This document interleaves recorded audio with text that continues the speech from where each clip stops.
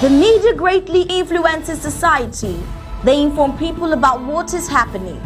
It permeates people's lives by creating their own criteria and opinions.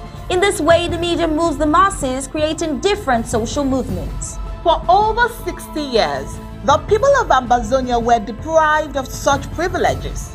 The privilege to enhance their own criteria and opinion. They have suffered cultural genocide for 6 long decades, but not in this age and not with undaunted ABC Amber News on board.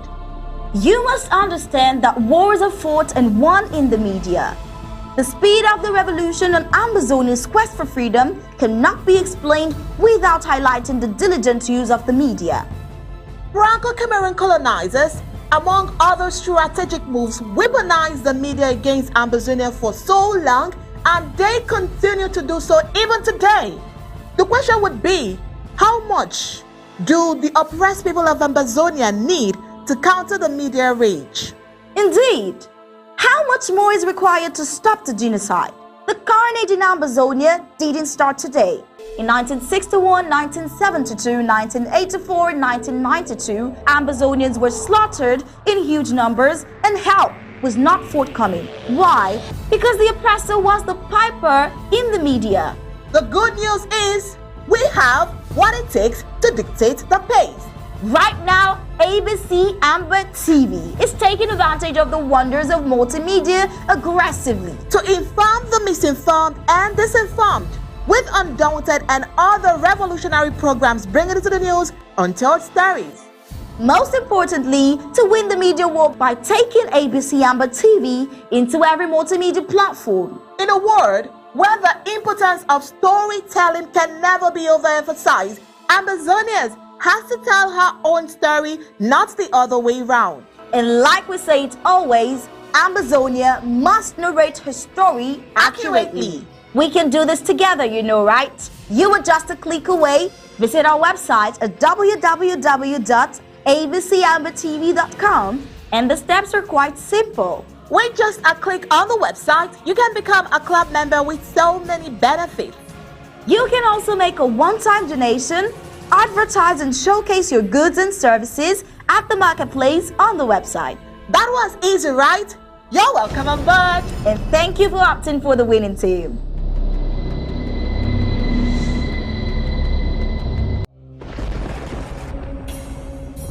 The number one most important thing for every Ambazonian to do right now is to draft. Draft and draft and draft. People of Ambazonia, draft.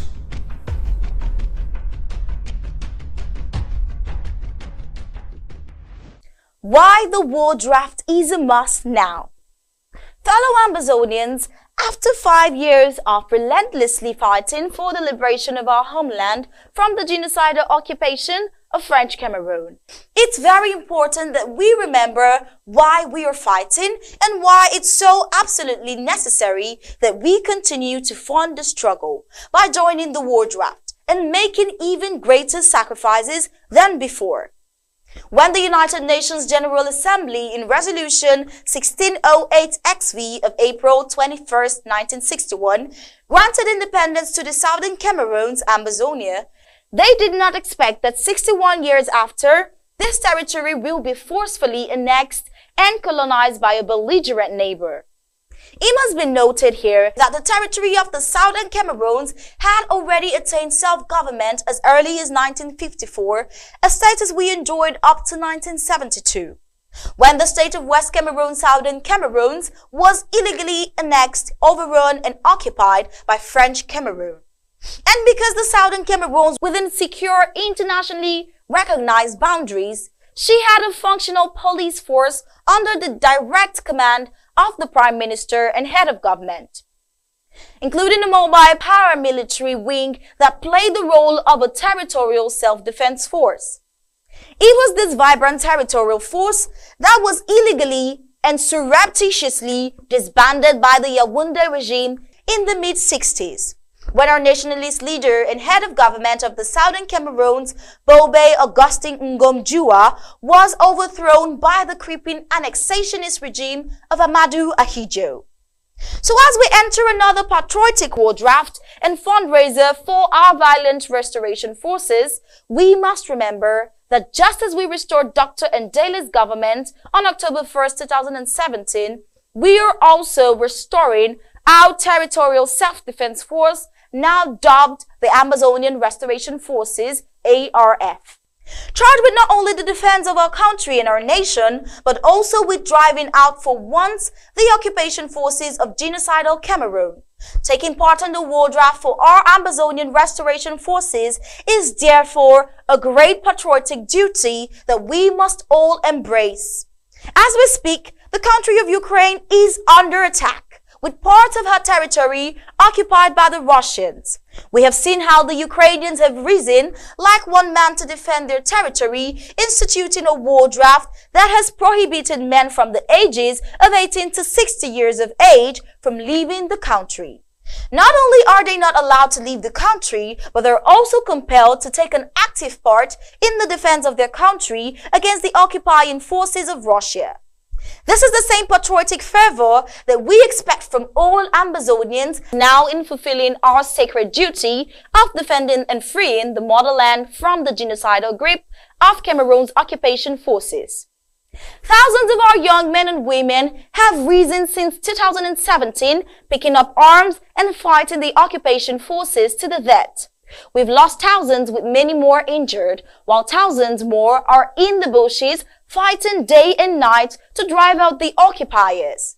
It's therefore imperative that those of us, especially those in the diaspora, that are not confronting the enemy on the ground play our part and fulfill a sacred duty of drafting, raising the funds, and providing the logistics that our restoration forces need to resist the occupiers. Fellow Amazonians, joining the draft and contributing generously is not a matter of choice for any Amazonia, but a sacred duty to oneself, family, and the nation. They say sacrifice makes gods of men, makes us sacred, so let us do our duty now. Our President, His Excellency Dr. Samuel Ikome Sako, and the Resource Mobilization Department will be visiting each and every county soon for another round of the draft. Based on the current geopolitical atmosphere, this is a time for us to empower our restoration fighters on the ground to achieve some of our key strategic and military goals, to once more prove to the world that we are ready to not only reclaim, but to defend our country after liberation from any future aggression.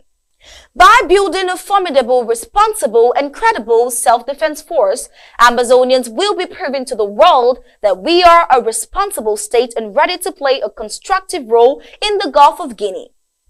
The rest of the world is watching and waiting to see how capable Amazonians are in terms of establishing themselves as Africa's newest state. We must therefore make even greater sacrifices in our efforts to upgrade our valiant restoration forces as they lay their lives on the line to liberate Amazonia. As a footnote, we must remember that it costs between $3,000 to $5,000 to properly equip each restoration fighter to effectively engage the enemy. So as we look up to our boys on the ground, expecting results from them, we must first ask ourselves how far we've gone to empower them. We must first ask ourselves how much financial sacrifices we have made to provide them the means to fulfill their sacred duties. Fellow Amazonians, this is the time for us to draft until we drop. That must be our slogan and rallying cry now. And along the way, we should be asking ourselves some critical questions. Are we still enjoying 3 square meals a day while our boys on the ground lack the basic gear they need to resist the occupiers? Are we still living a life of luxury and comfort while our brave restoration forces lack medical supplies at the front? Are we still throwing big birthday bashes while our restoration forces lack basic communications equipment to maximize their efforts? Are we still going on cruises and expensive vacations while our IDFs on the ground go without food and logistics? Are we still finding excuses not to make the necessary sacrifices and drafting big while our restoration forces lack the game-changing equipment that they so desperately need to bleed the enemy? On a daily basis, How much are we putting aside for our liberation, knowing that only through fierce resistance are we going to liberate our beloved country? Are we providing the federal government and the CIC the means to carry out some of the critical intelligence and other special operations across the national territory? Fellow Ambazonians, as we ponder these questions, we must remember that a goal that is not funded is nothing but a wish. And we must not let Ambazonia die as a wish, because we fail to fulfill our patriotic duties by making the great sacrifices befitting of a great people. Fellow Ambazonians, the war draft once more is coming to your county. Stand up and be counted. No great victory was ever achieved than by greater sacrifices. We are enough, so let's draft, draft, and draft until we drop. Our existence as a people depends on that. Fellow Amazonians, ladies and gentlemen, I want to believe that everyone who is watching on the social media at the home front is getting the sound of my voice. Like you heard there, what we need right now is to draft, draft, and draft until we drop, because our existence as a people depends solely, I would say entirely, on the draft. We all know that the draft has restored our integrity as a people like never before. 2021 was the best year in our history because of the draft. And this evening, I am hosting Secretary Martin Mungwa, PhD, as he will be talking and briefing the nation of Amazonia on the state of affairs, the state of the liberation movement. It is his weekly briefing. In recent days, we've seen the carnage and the home front has changed gears, has changed dimension. The administration in Yaoundé, I'm talking about the colonial administration, has changed their strategy. They have taken the media warfare really seriously. Manipulation, intimidation has been escalated, has been increased. We've seen the prank that Cameroon did in Watutu. We've seen how they will influence our people manipulatively to rise up against their own vigilante groups, protecting them in Mamfe. We now have diverse media outrage reports on the Mamfe ASIN. This will be the focus of tonight's discussion with Dr. Mungwa. Dr. Mungwa comes this evening to give to us the IG's position, the interim government position. After the noise out there, you want to listen to what the government has to say. After many have spoken, you want to know what the IG says. What the IG says is not just important for the people of Amazonia who have been misinformed. To be informed is very critical and important for the international community to understand our position, because the interim government is the one and the official representation of the peoples of the former British Southern Cameroon's Amazonia globally.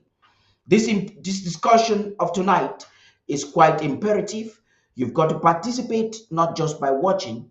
The Secretary of State for Communications and IT, Dr. Mungwa, has earlier indicated that he would like it to be interactive, meaning you would have to call, you have to share your opinion, you have to update us. We expect that as you speak with the Secretary of State for Communications and IT, you will exercise some restraint and some respect as you also talk to the Ambazonian people and the Ambazonian community, both in the diaspora and at the home front. And also as you talk to the international community via this platform that has been made available and possible by you, the people, by the club members, by the board members. Once again, I'd like to say thank you for every Ambazonian for tuning in. Thank you for choosing to make us stay on air. We appreciate you, and we are working tirelessly to make sure that we are winning this media war. Right after the break, we will be getting will be transitioning into the office of the Secretary of State for Communications and IT. Stay tuned. The number one most important thing for every Amazonian to do right now is to draft. Draft and draft and draft. People of Amazonia, draft. Global greetings to all Ambazonians. Today, June the 14th, 2022.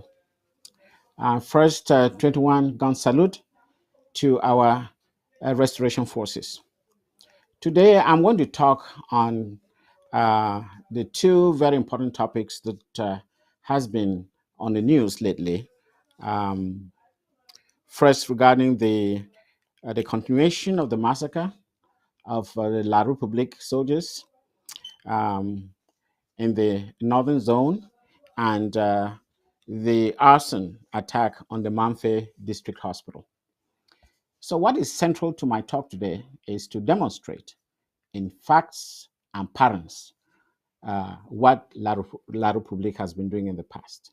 So, this is not something that has come out of the blue. So, we are going to demonstrate that what happened in these two localities is actually a pattern that we have observed over the past 4 years.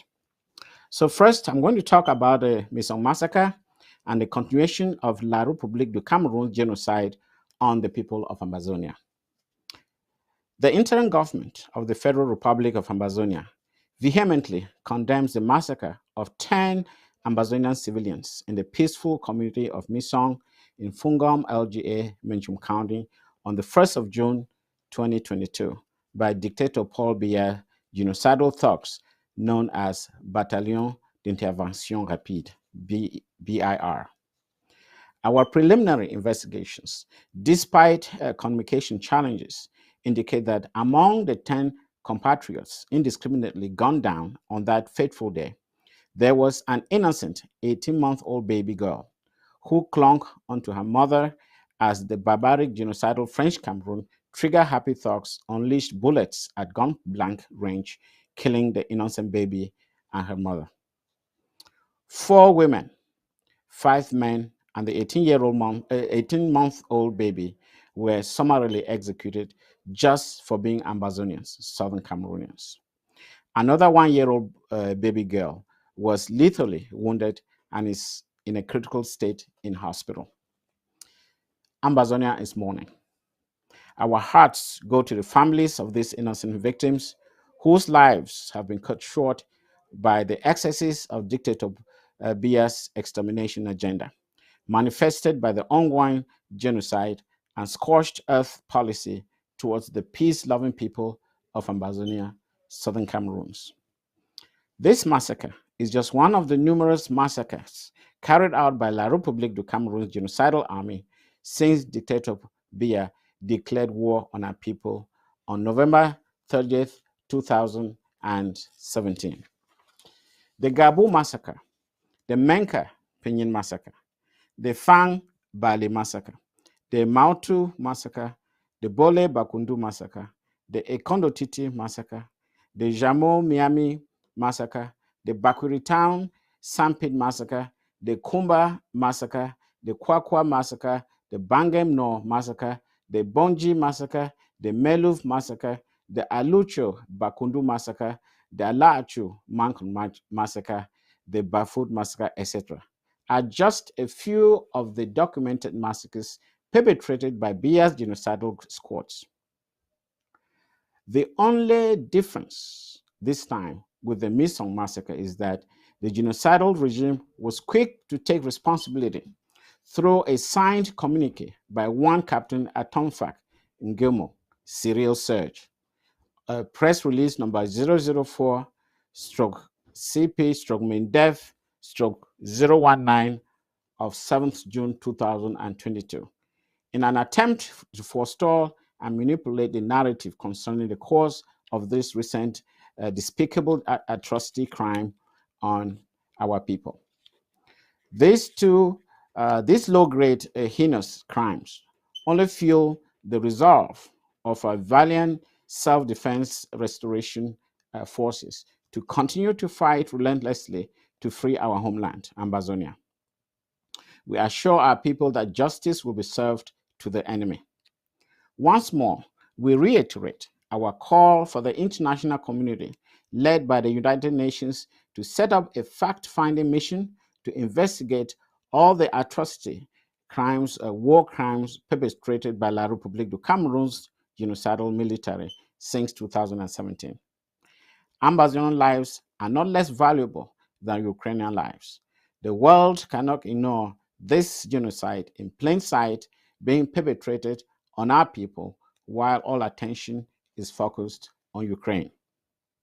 Once again, we affirm our commitment to the internationally endorsed Swiss-led process endorsed by major world stakeholders geared towards mediation and negotiations, while reaffirming our determination to continue to defend our people and our territory until the enemy, French Cameroon, La République du Cameroon, realizes that the only way to a just and lasting peace is through negotiations. So this is the first press release that we sent out to the international community. And the second, which I'm going to read right away, is the IG's position on the arson attack on the Manfé District Hospital. So IG holds La République du Cameroun responsible for arson on Manfé District Hospital. The interim government of the Federal Republic of Ambazonia is condemning in very strong terms the burning down of the Manfé District Hospital in the southern zone of Ambazonia on the night of June 8th, 2022.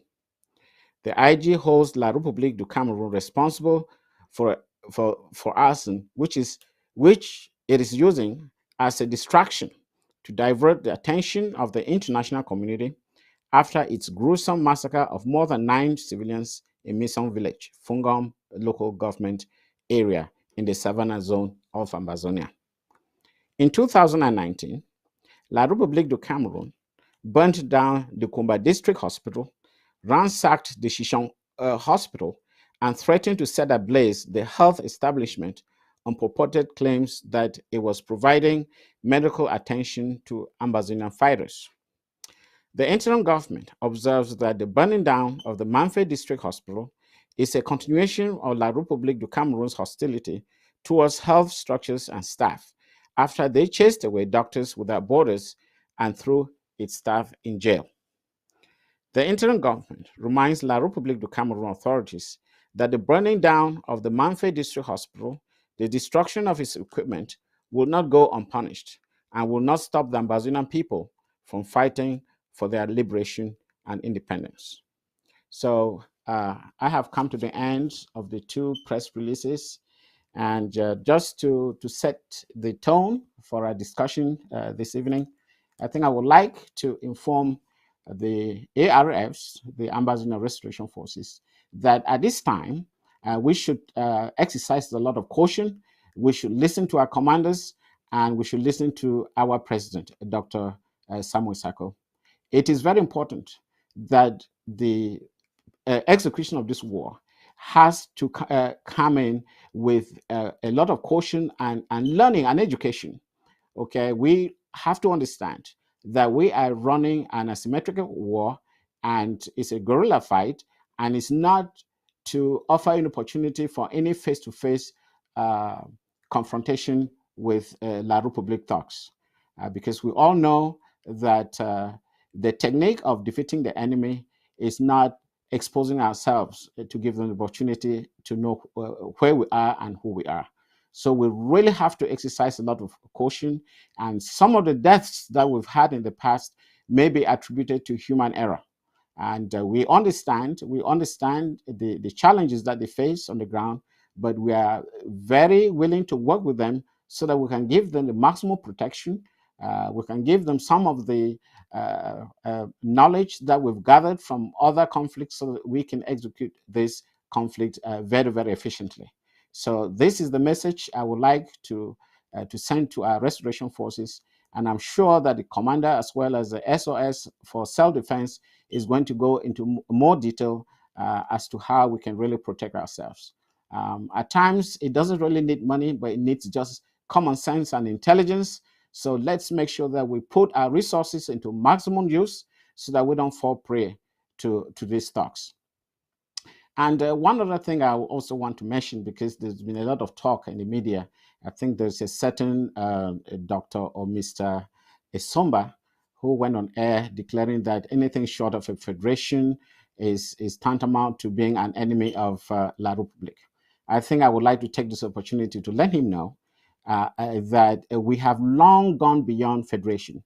Federation is not the list of items that we'd like to discuss at this time. We are going for full and complete independence. Let it go into their heads. I just have a feeling that most of these La Republique citizens, they're really tone deaf. They don't seem to understand what we mean. And this has been a pattern that we've seen since 1961. We ask them to sit on the table to talk about pertinent issues. They go behind the scene first, they declare that there are no problems, and then they start offering their own solution. Look, this is not a one-way traffic. It is a two-way traffic. And if they just have that the mental capacity to listen, because that is part of leadership. One of the elements of leadership is a keen listener. If there are any leaders in La Republique, they should learn to listen. The first thing they should do is to listen. They can't just come out of somewhere and then just make a suggestion, just thinking that all of us will just, bow down and come and say, okay, that's what we've been thinking about. It does not work that way. It does not work that way. So I want to make this very clear to Ambazonians that we are on target on what our intentions are, which is complete independence. We have never deviated from that fact. So going forward, I hope this, whatever they call themselves, La République or Francophone or whatever it is, or French Cameroon leaders, they should learn to listen. That's the first step of being good leaders. Whoever is in charge in that country, we don't seem to know who's really in charge now, but whoever is in charge and he's listening to this program, I would suggest to him or her that the first lesson is to listen. If they listen, maybe they will learn something. And if they know what we want, I think they may be in a better position for us to create everlasting peace between the two nations. Thank you. Over to you, Paddy.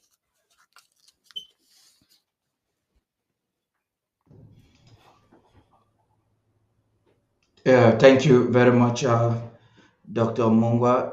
Ladies and gentlemen, fellow Amazonians, you just heard the elaborate expose there from the Secretary of State for Communications and IT, Dr. Mungwa, telling you, illustrating categorically government position. With your permission, Dr. Mungwa, I'd like us to start from bottom top because that happens to be the heated affair on the media with Dieudonné Esomba. A lot of Amazonians have expressed some excitement in his audacity and utterances. But then when we look at site comments, social media reactions from critical thinkers, it would appear that perhaps it's some form of a manipulation.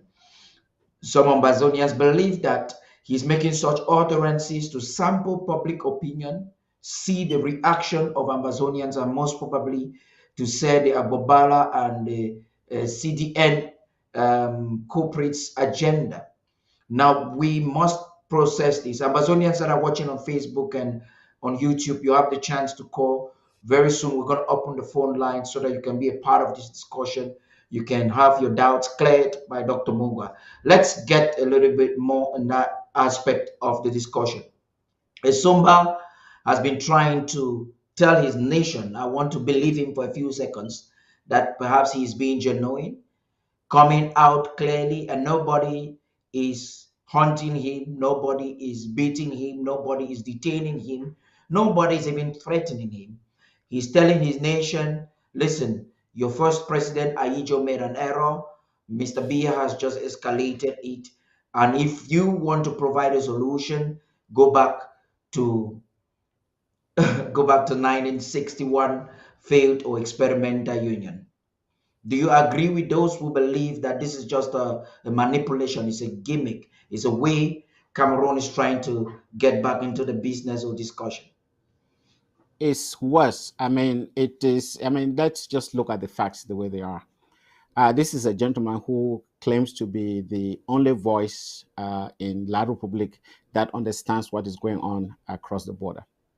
But at the same time, you realize that if federation was something that they even thought about, how are we going to account for the thousands of Ambazonians who are behind bars for simply saying federation, if this was something that they really believed in? And above all, did they ever practice the federated state, that status? Did they ever practice it? Was that not the first crime they committed by ignoring that federal status? Which constitution are they going to use? Do you remember that the so-called federal constitution that was sent to Boya for ratification was actually the union, if I call it the central government constitution that was actually being used in La République de Cameroon, that they simply changed the title and sent it to us. So what federation is he talking about? Look, we have to, and as I told you, whoever is believing in a federation with La République du Cameroon, you are doomed. Because if you say yes, they're going to pull that exact constitution 1961, which is no different from the constitution they're using today. And they'll say, well, you said that you want a federation. This is the federation of 1961. And when you open it, it will be mot a mot, word for word, verbatim, the constitution that they used in French Cameroon. And what are you going to say? Are we going for labels? Is this what we're fighting for? Is this the reason why our leaders are in jail, our compatriots are in jail because we want a federal constitution or a union constitution disguised as a federal constitution to come back for us to go back to? When you see all these highly educated Ambazonians talking about a confederation and then others talking about a federation, what are you really talking about? Do you think that La République is such how do I call it, educated mass that will sit down with you to reconstruct a federal constitution or a confederal constitution? I don't even know the difference between the two. At least I'm sure about complete independence. This is ridiculous. Let Ambazonians understand this. And as I have said in the past, there is no way we shall entertain a federal state. Never. Complete independence. No strings attached. The Swiss-led process is the way to go. As I said last week, that is our Balfour Declaration. And again, I thank the American government for making this possible for us. And we should respect it. We should stick to it until the day we become independent, because anything other than that is like jumping off of a ship into the sea without any lifeboat. Okay? We have to understand this. So whatever Mr. Esoma is talking about, maybe he can just educate his own people. It may just be some sort of academic exercise. These are people who have never understood a federal constitution or a federal state. They have never practiced it. They have no intention of practicing it. You see, it's a one-way thing. It's only what they are saying, what they are offering. Have they ever thought about what we want? Have they? This is not a one-way traffic. If they're listening, if they have that leadership capacity to listen, maybe this problem will be solved much earlier than expected. Over to you.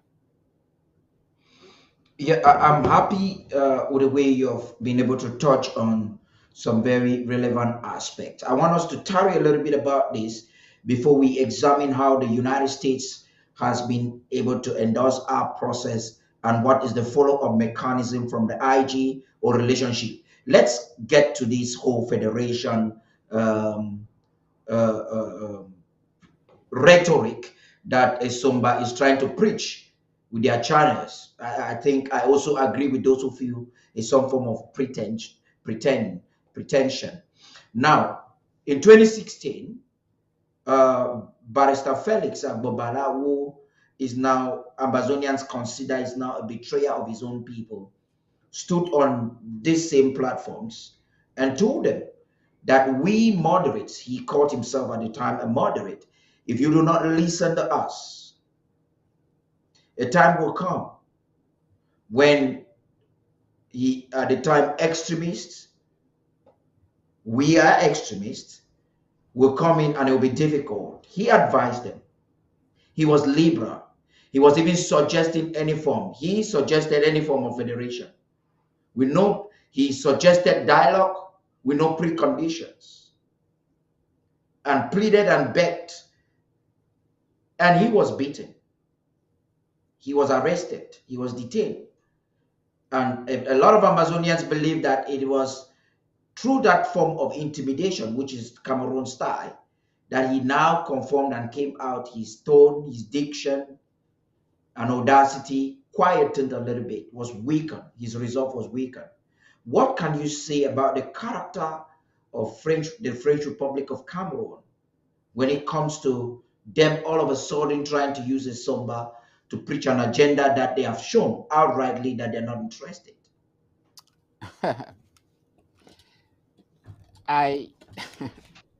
That's a very, very interesting question. You have a people who have demonstrated for over 60 years that they cannot be trusted.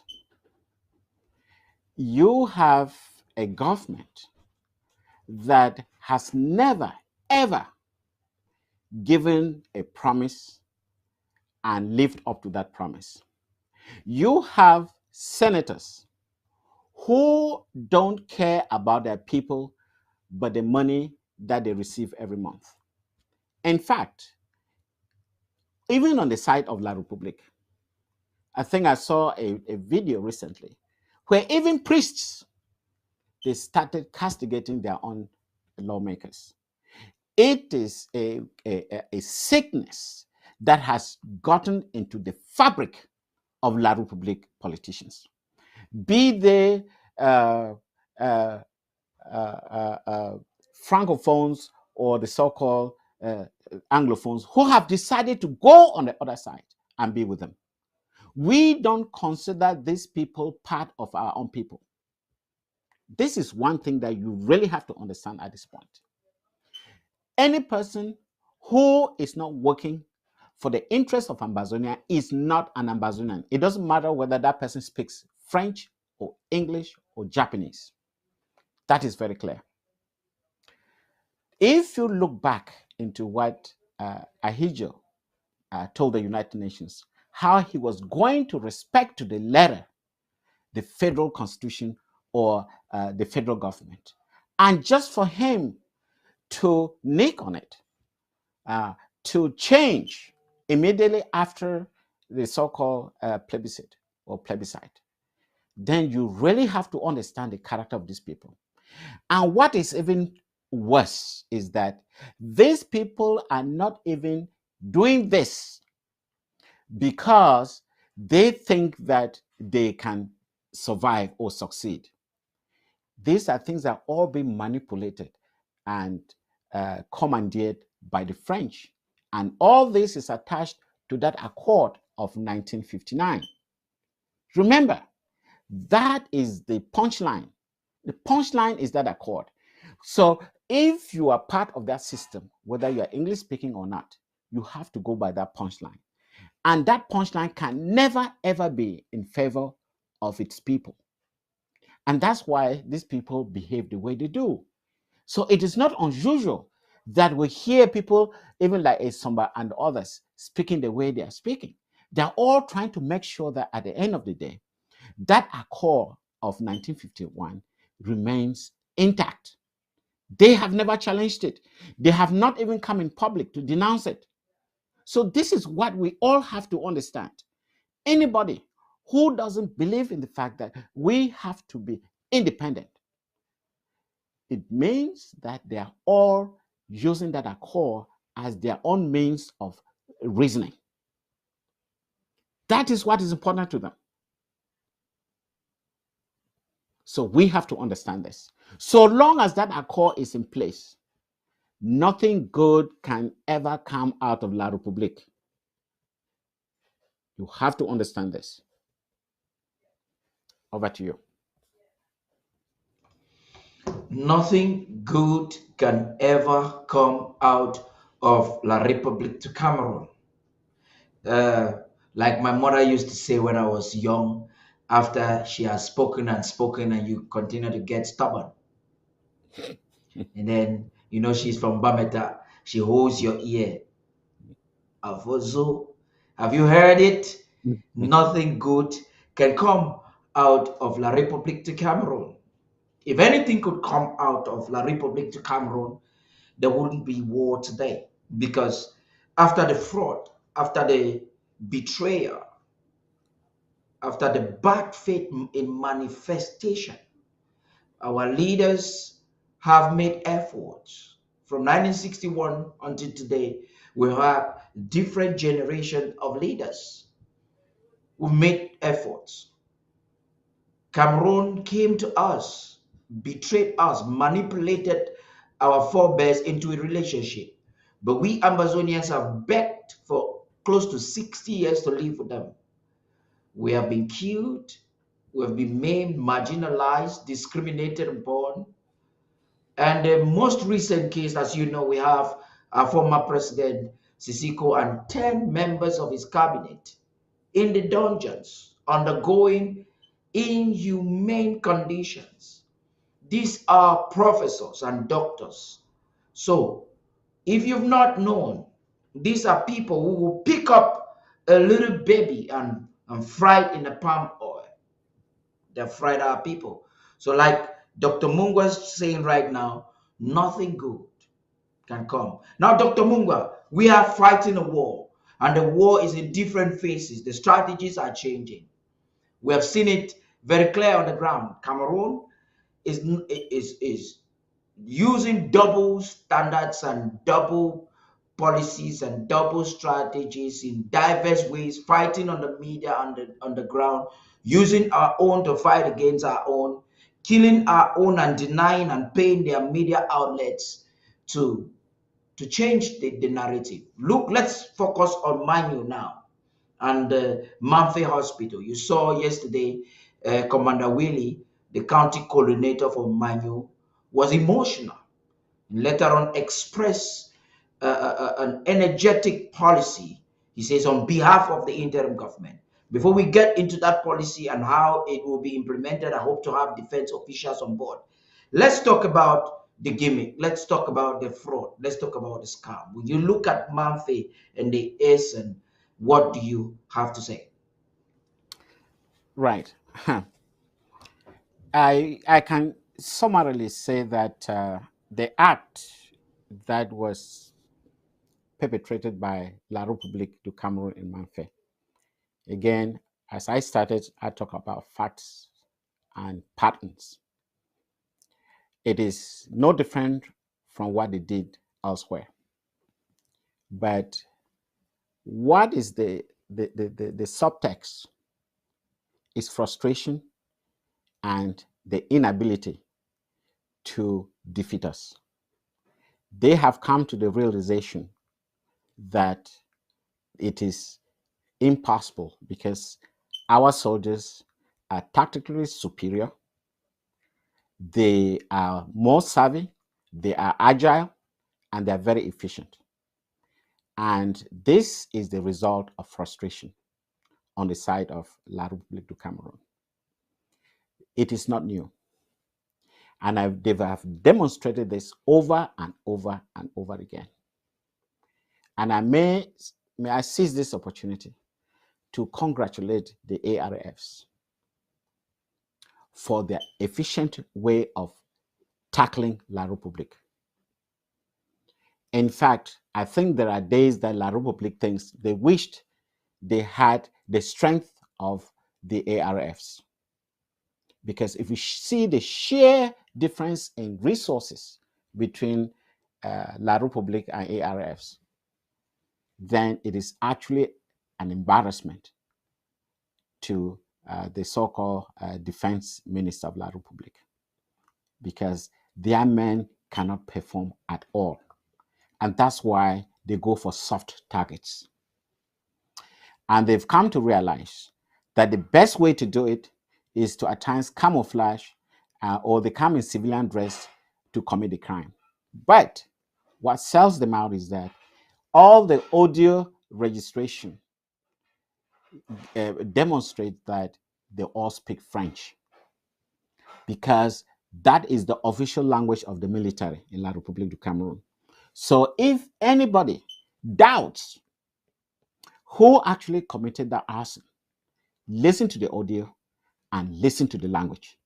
There is no way that ARFs will be communicating in French, because I believe 95% of them do not master French to a point where they can communicate in a military environment, at least in terms of sending orders or communicating with their fellow soldiers. So it is very clear from that very basic forensic analysis that that arson was committed by French Cameroon.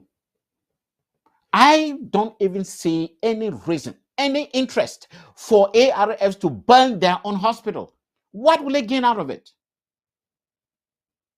The same hospitals that treat them when they get wounded, why would they go to burn it?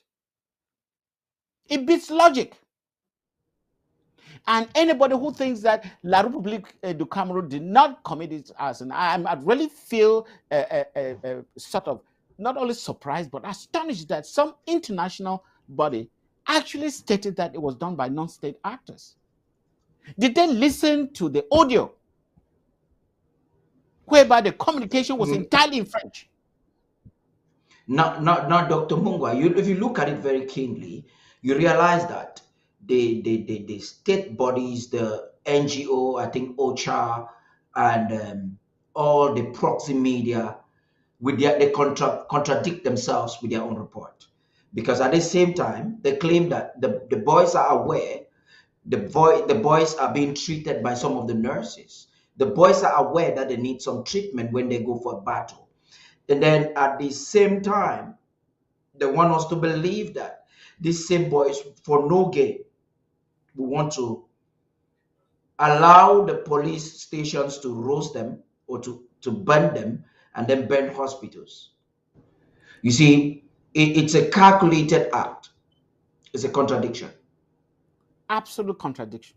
And the fact that it's a police post not too far, which is supposedly meant to protect the hospital.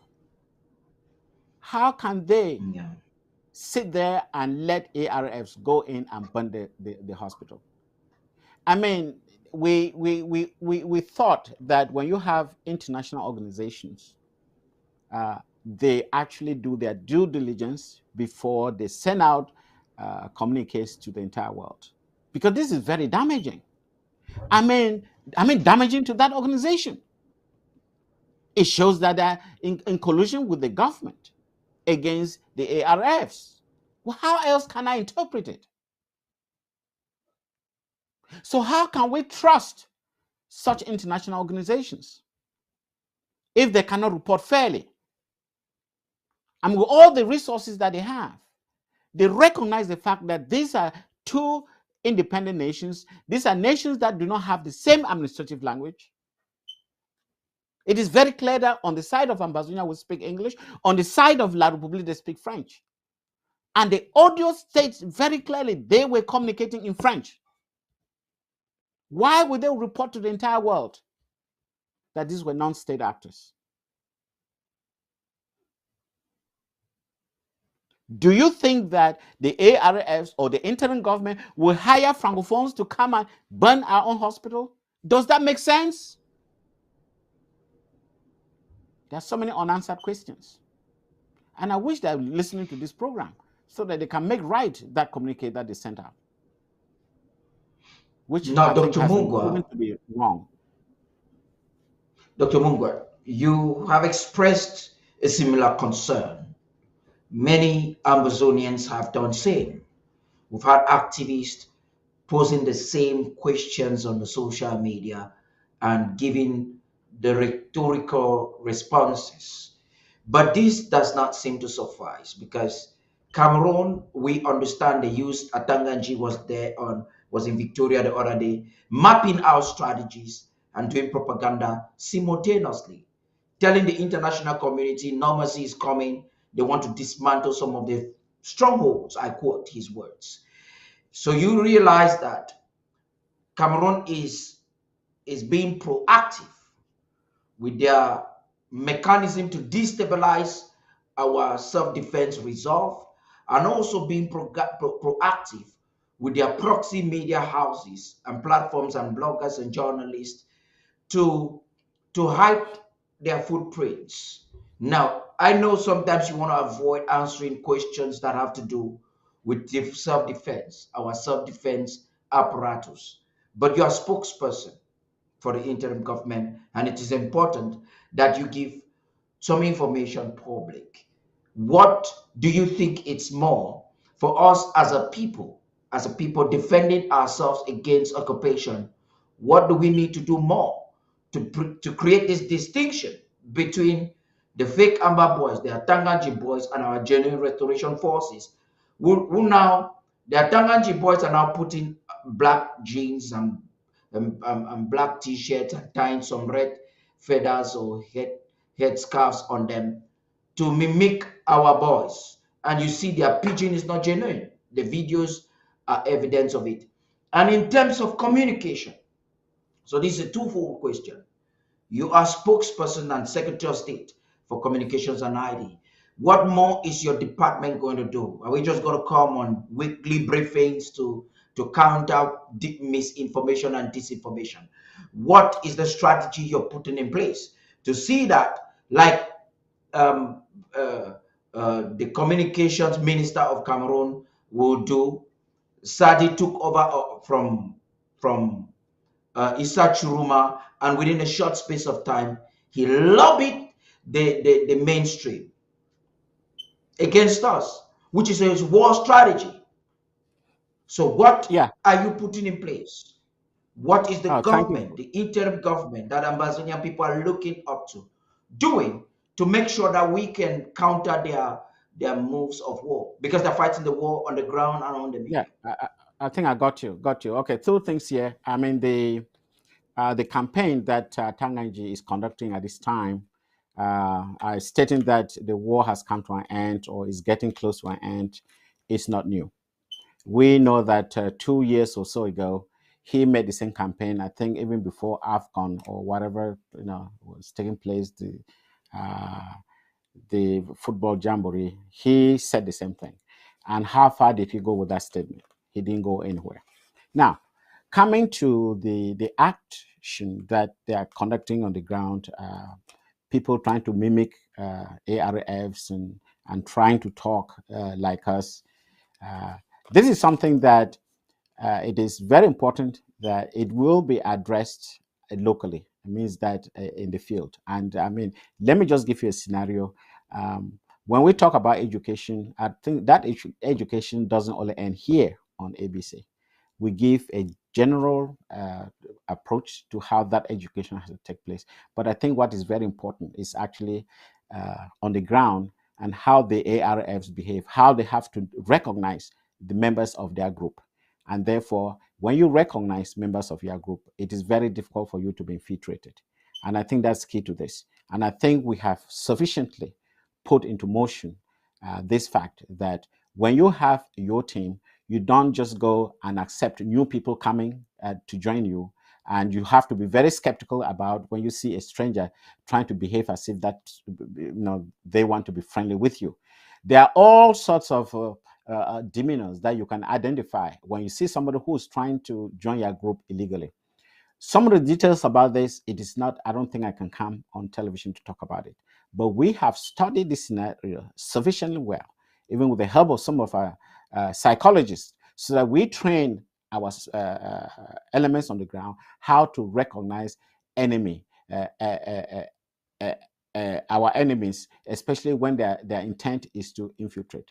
And we know what type of solution has to be meted out to these people. It is not here that I have to tell you the sort of punishment that such people will get. But I can rest assured that if somebody is trying to infiltrate and destroy us, of course, there is a standard solution to deal with these people. But I think the message is very clear. It is not going to be like a program that will give so that you automatically identify. Is by education, is by using the techniques of psychology and being very, very aware of your environment. Okay, situational awareness is very important. Situational awareness. And I think one of the reasons why what happened in Bamali, in Gokutunja recently, was lack of situational awareness. Situational awareness is very, very important whenever you are working or living in a hostile environment, which means that if there is any change from the norm, from what it used to be considered, what is considered the norm, you have to recognize that immediately. We have sufficient data in the past for us to give a good picture of how you can identify an enemy element around you. So I am not here to give you the exact detail, but at least I can give you a picture. Okay, situational awareness is key, some sort of psychology training, and understanding how to identify enemy elements around you. And I hope I've given you a broad description so that you know that we are not taking a line down. Yeah. You see, Dr. Mungwa, you have satisfactorily handled a major aspect, which is education, educating the volunteers, the self-defense volunteers who are protecting. I'm aware that the interim government is also giving such training so that they understand the Geneva Convention and the laws that are guiding a war like ours. But then Cameroon hasn't stopped. You've seen no PTs from your county. He's a son from Gaoketunja, and there are reports that he's a recalcitrant, doing his own things his way.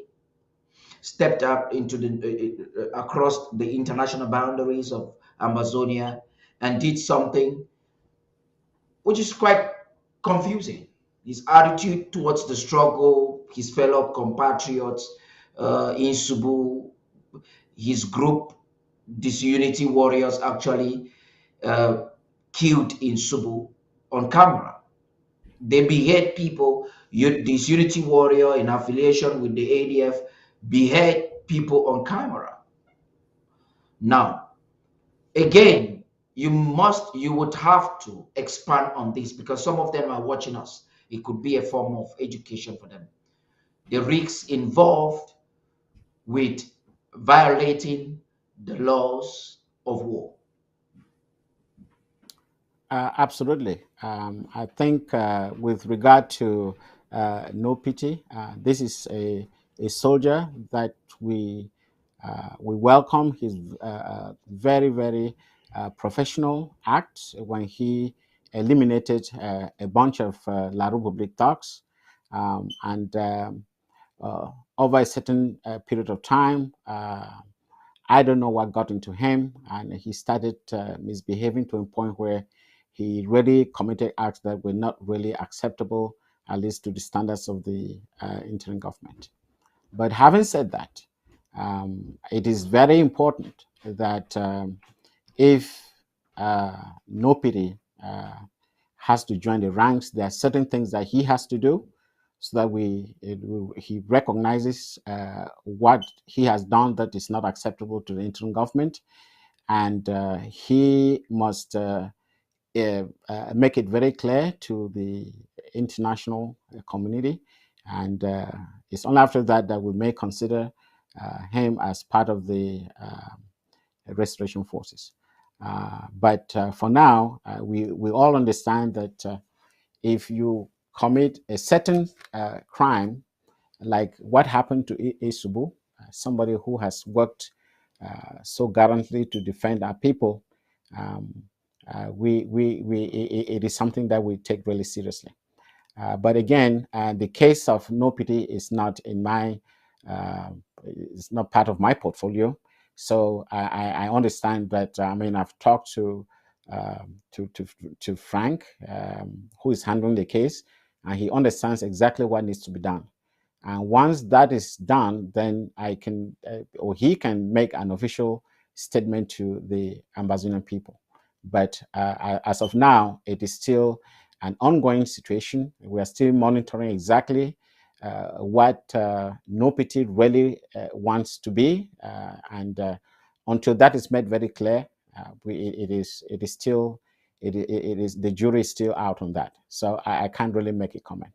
But you should also have to understand the challenges that the interim government faces, where you literally have independent warlords or independent other groups like the ADF and others who are actually collaborating with La République du Cameroon.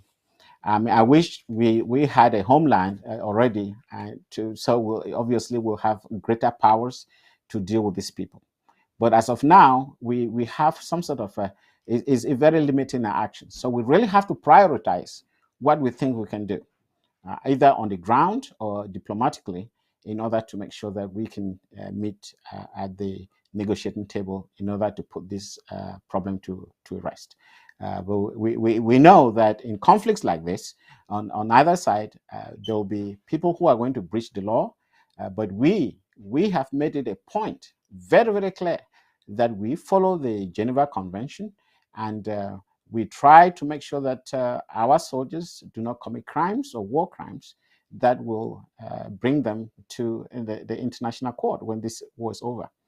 And I also think that maybe from talking to the international organizations, I think this is time for them to raise this conflict to an international conflict.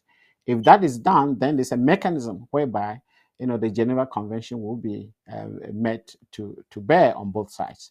For now, we are the only ones who are actually obeying or going by the Geneva Convention, and we do that respectfully because we are very civilized people. We understand the importance of human life, and when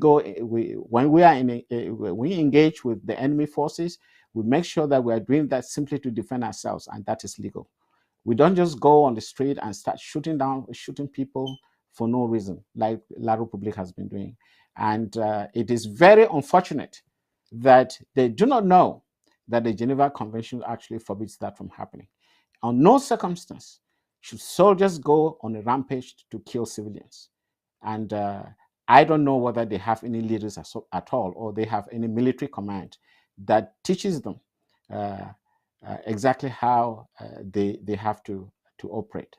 But at least it comes to that same conclusion, that they are frustrated because their soldiers are poorly trained. They have no technique. They have no knowledge about war, especially an asymmetrical war, and they're totally incapable of actually fighting our boys. And in short, they're really afraid of our boys, and that's why they go for soft targets. Over to you, Paddy.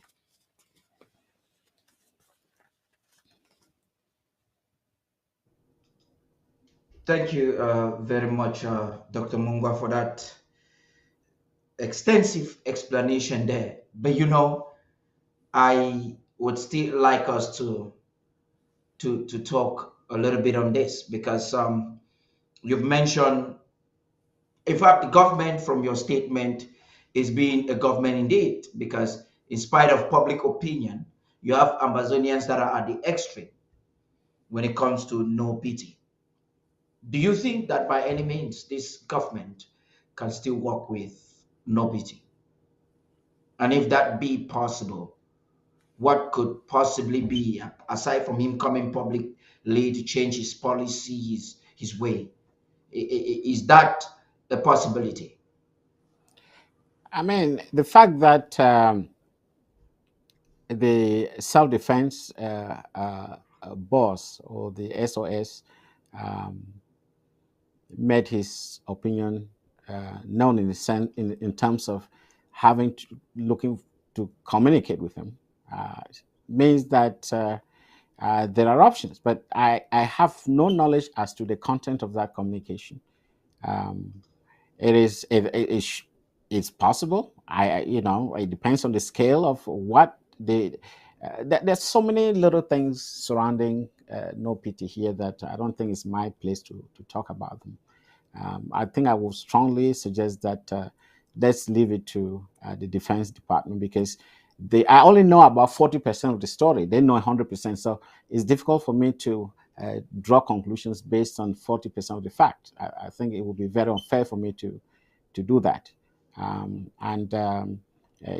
they have to, we treat every soldier equally within the interim government.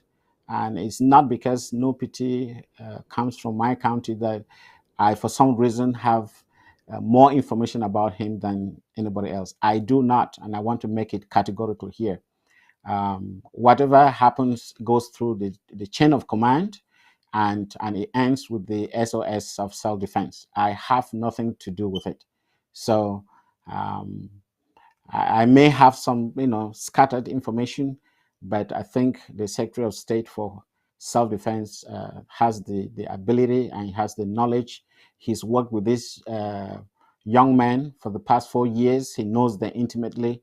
He has spoken to them on several occasions, and I think he has the ability to dissect whatever issues they bring in front of him and arrive at a very valid conclusion. So that's all I have to say. I'm no substitute for the SOS when it comes to Gokitunja. Okay, that is amazing. I like the way you put it. I believe it's helping those who are listening. I'm sure Amazonians who are reacting now will have their opinion. Yes, the phone lines are open. You can start telling us what you think, because the government, led by President Sako, is a government that is of the people. It's a government that listens to the people, and programs like this is an opportunity for you to make sure that your opinion it counts. So you would have to either by the text messages or the contributions you're making on the Facebook page, put your comments very clear. I'll read them out to the SOS for you. Now, SOS, let's move to the communities in Du, where we have the headsmen, the Mbororos, the Fulani. It's almost the same thing happening in Nigeria, where you have extremist groups. Not, I don't want to encapsulate, or I don't want to generalize it, because you have as a community, as a religious community that we are not, we are Christian community in majority, but we also have Muslims that are for us the good side of it. But then in recent times, the government is taking advantage of some of the loose loopholes in religiosity, manipulating some headsmen, and we can see our people are becoming victims, particularly in Hindu. It has been recurrent when Bororos want to do things by force. In Metatland also, in Bengui, we've seen that happen in the past. You want to talk to us in very simplistic terms, government policy on this, and what you think could be the possible solution? The farmer grazier conflict is not new. Uh, we've had them in the past, and it's always been an issue that brings conflict between local communities. But what is unique now is that it is actually being actively perpetrated by the government, whereby it's not, to me, an issue of religion. It's actually an issue of the farmers against the graziers, because uh, farmland, of course, people farm corn and other subsistence, and cattle they need to feed. So there's always a little conflict somewhere, where maybe farmers, their crops get eaten by cattle. Some of these, the owners of these cattle or cattle ranches are actually nomads who move from region to place depending on the season. And so the government has actually exploited this with the support of local district offices and some of the civil servants, especially those who are near retirement and realize that they have nothing, they have no nest egg, nothing to live on. And therefore, they go on the side of the government and they actually fuel this conflict. So this is essentially what has happened, where the deals, they arm the local grazier community to attack the locals, and that obviously creates this flash, and people are killed, and that really profits the government. It's the same thing they're doing, bringing Fulanis across the border to do the same thing. So that is the long and short of it. That is the long and short of it. In fact, in a recent audio where one Fulani who was caught actually confessed that they were armed by the government to come and attack the local people. And there's been situations where even the military or the gendarmes who are there to defend the population, those who are sympathetic to the local farmers, the government actually kills them. They go around and they create a plan where they're eliminated. So it is actually a deliberate act to make sure that the Fulanis destroy the local community and lead to this conflict. And they're fueling the conflict to create this division between the Fulanis or the graziers and the farmers. This is a very, very unfortunate situation. Now, the government, of course, has made it very clear that we do not want to create any conflict between the locals, the local farmers, and the graziers, because they can live amicably if certain rules are put into place.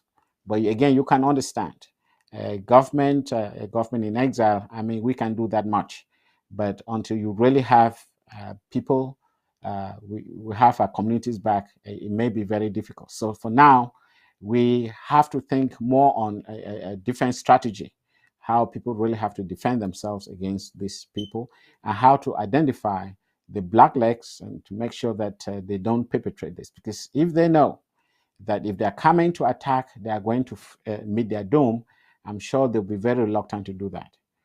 So that is a strategy that the defense, self-defense, is thinking about, just to make sure that we can intercept some of this communication and be prepared. So when they come, they're surprised, and therefore that will be a deterrent for doing such acts of criminality.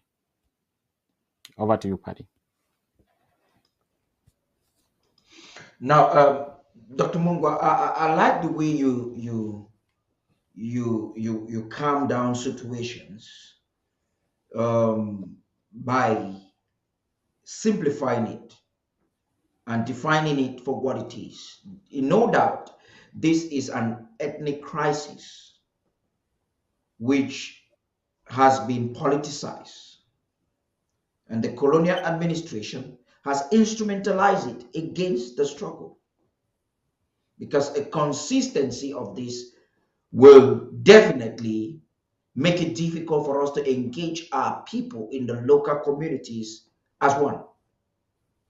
Now, the government that you're a spokesman for has got to engage the people.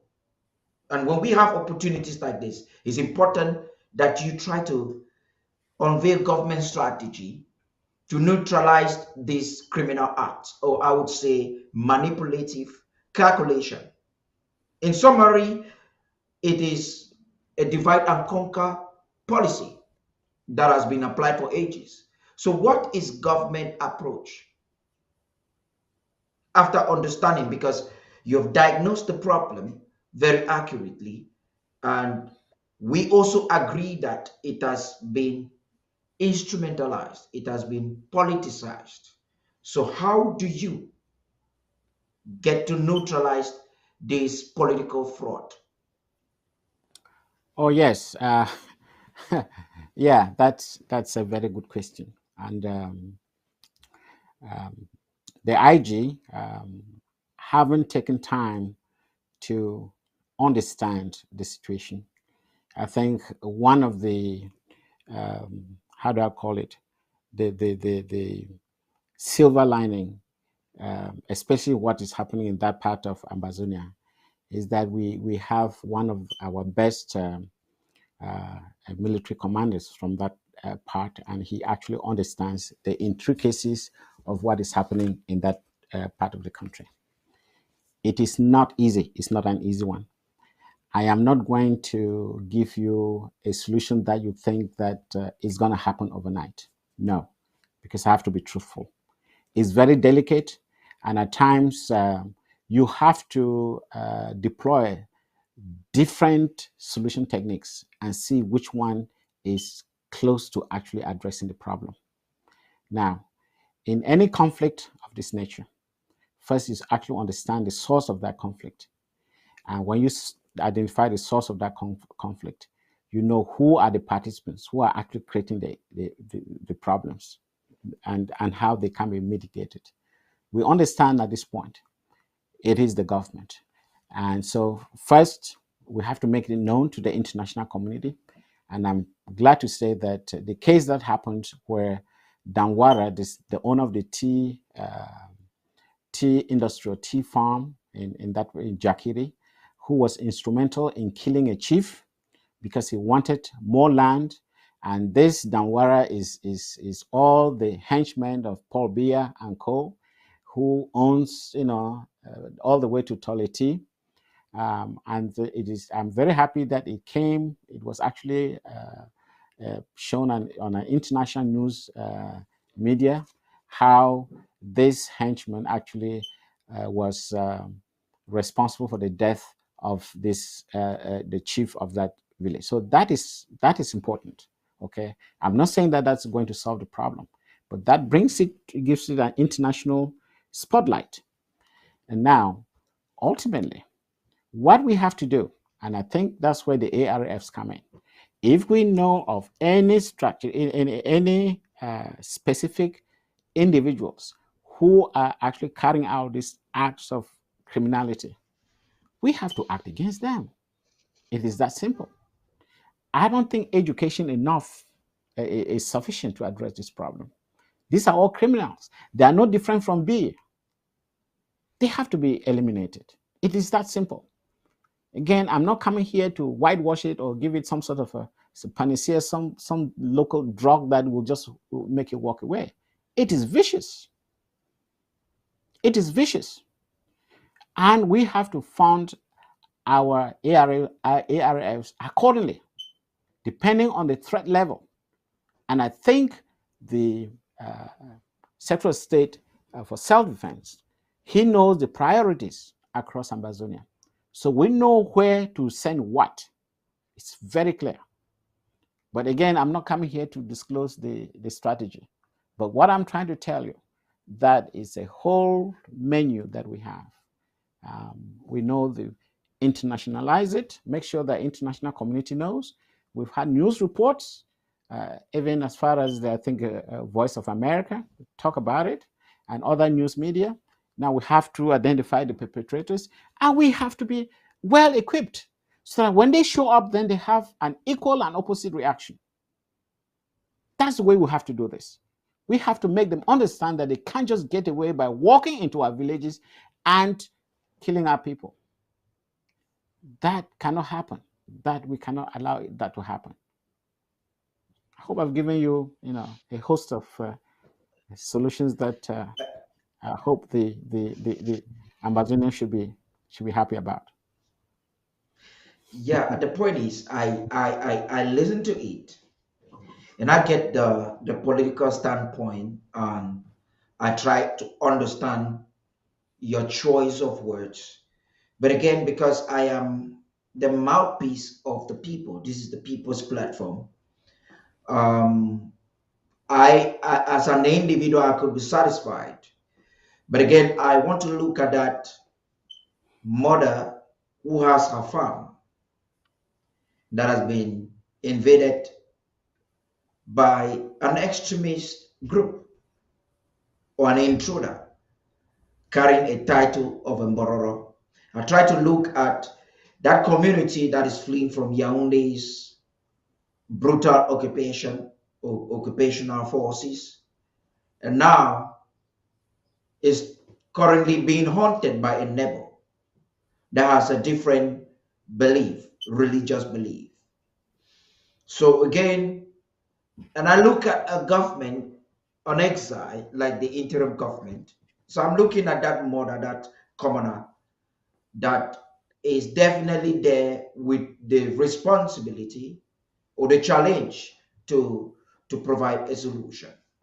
And I'm thinking that as spokesperson, you may want to say a little bit more. I You may look, want listen. to tell us Let me what say the something government is here. doing to I provide a don't. solution. Yeah. Yes, I don't want to go so much into the division between Muslims and non-Muslim Christians. I'm going to say something to you that you find it very surprising. Did I ever tell you that my late father was a Muslim? My father And was a I'm glad Muslim. to hear He that. died. Yeah. Exactly. So this Mhm. issue, by the way, I'm not Muslim. Just to put the record straight.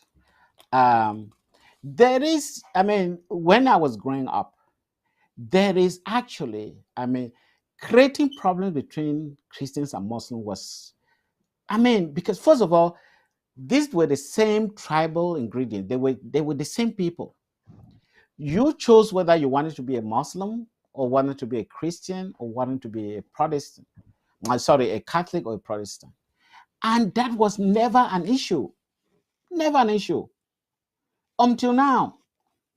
And I don't want to amplify the issue by talking so much about the Muslim non Muslim divide, because in that part of the country, these are people who have historically lived together.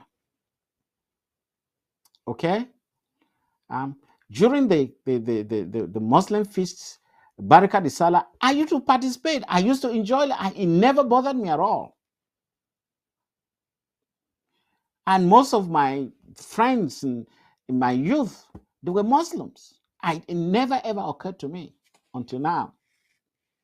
So I would like us to think a little bit, what the Americans would say, chill out a little bit, and try to look at this issue really, really deeply, and not to amplify a certain feeling that is going to cloud the possible solutions that we may have.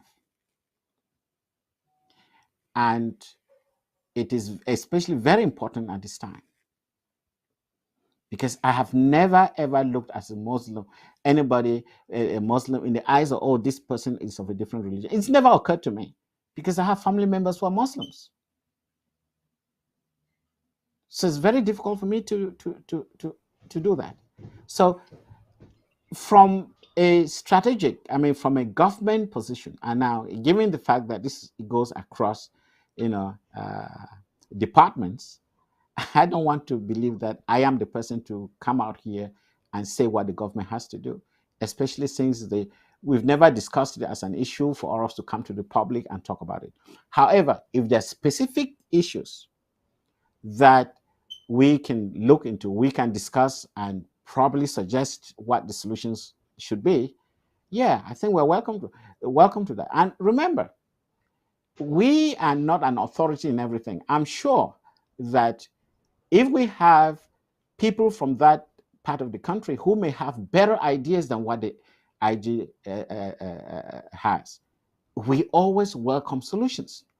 And believe me, I've had people call or send me text messages from that part of the country telling me exactly what is the genesis of the problems that uh, happening out there. Okay, and that's why it came to a point where I had to create a department where people were speaking in dialect so that they can understand those people much better as opposed to maybe speaking in a lingua franca. There are all sorts of ways for us to get facts, and the important thing is that when we get accurate facts, then we can have a better solutions. So I will welcome if you have a specific solution that you may suggest to the government. We welcome it, because it's not going to end today. Okay, we welcome it, but we are not sleeping in terms of trying to look into what the possible solutions are. I know it's a Yeah. very difficult thing, and I must be very honest with you. Whenever it comes to ethnic conflicts, it is something, especially people who share the same real estate. We always have to be very careful. We always have to be very careful. But at the same time, uh, we have to mitigate threats to human life, and there is a standard solution for that. Over to you, Paddy. Wonderful. Yeah, thank you very much, Dr. Mungwa, for that. And like I said, I really appreciate. I prick into the minds of the people and force through these questions so that the government position and government perspective, government energy is rightfully communicated by a technocrat like you. We have our first caller on the line. He has been waiting for a little while, but then I wanted you to completely dissect this. And Amazonians, the phone lines are open. You can call and make your contribution and ask your question on Tuesdays like this. As you calm down in the evening, the Secretary of State for Communication is available to listen to you because he takes back what you say to the government, and then also you can ask questions and have some clarification. Yes, you can go ahead, comrade. Amazonia is listening to you. Okay, thank you, Director. And I also thank the SOS, Dr. Mungwa, for the good job we already do for inform with people. I want just talk some small thing for you there for people, for home front and for diaspora. We the fight for restore we country and we don't restore them. We want fight now for get sovereignty. Make people them like Padi Asanga and the rest when they get an issue with Pobia them. May they not can deceive with people. May they take their fight for Pobia for their Cameroon where they want to do federation or SDF people for them. Me they know the work I deceive with boys and take them go DDR center or the work I go show them me like complete the big work I cheat them. If they get their problem with Pobia, me they go to talk to Pobia with the SDF, maybe MRC and all those things and allow Amazon as them alone. Because some black legs and they with the work they go show people their compound, put people their images from outside there. Then they tell Arakan talk say Pobia don't do so, Pobia don't do so. If they get a problem with Pobia, me they go for Pobia. We know they stop them, so me they not go fight with Pobia. And our tell Amazonia population, mommy and papa, them say, never a day. Me I tell you now, some people are not there inside Cameroon when they be very wild more than the people. Now people, if they decide they fit their color, they cut people for them. But they fight with colors. When they want to put price for Mimbo, I mean, they will put money for Mimbo. Say when you buy Mimbo, you keep money, you bring bottle back before they give you a 100. Now because they want the people them, they be already go drink drum, they fight broke all bottles them. So now when they talk say okay, they go for put price, so that they bring bottles them.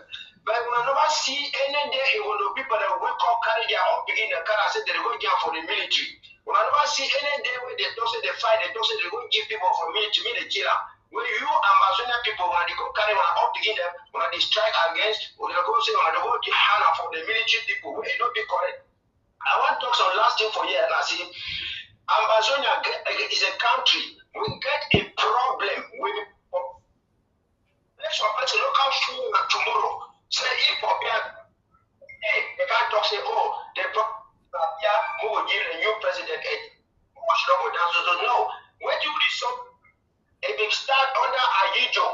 So you know me say if be a day tomorrow we don't come to it will still do the same thing for because if we are not die tomorrow, you need power them from them all these people they can't fool and say may we give up.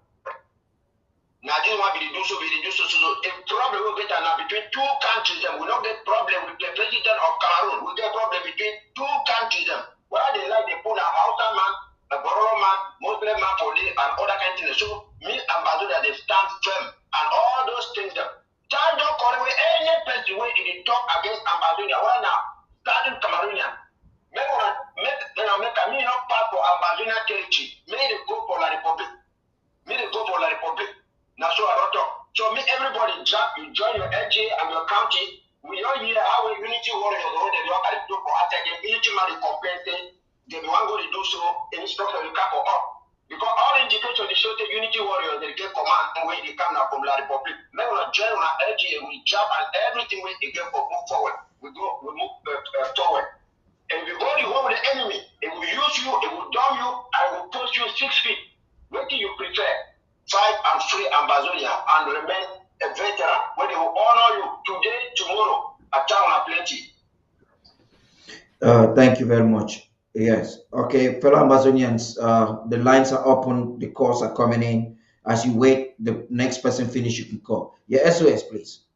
Right, absolutely. I think I thank UN for always emphasizing on the fact that we are talking about two countries. It's gone beyond whether Biya lives or dies. It's gone beyond whether the next president of La Republic is Anglophone or a Northerner. It's gone beyond whether it's the MRC that comes into power. It's gone beyond it. It's no longer an issue for us to talk about.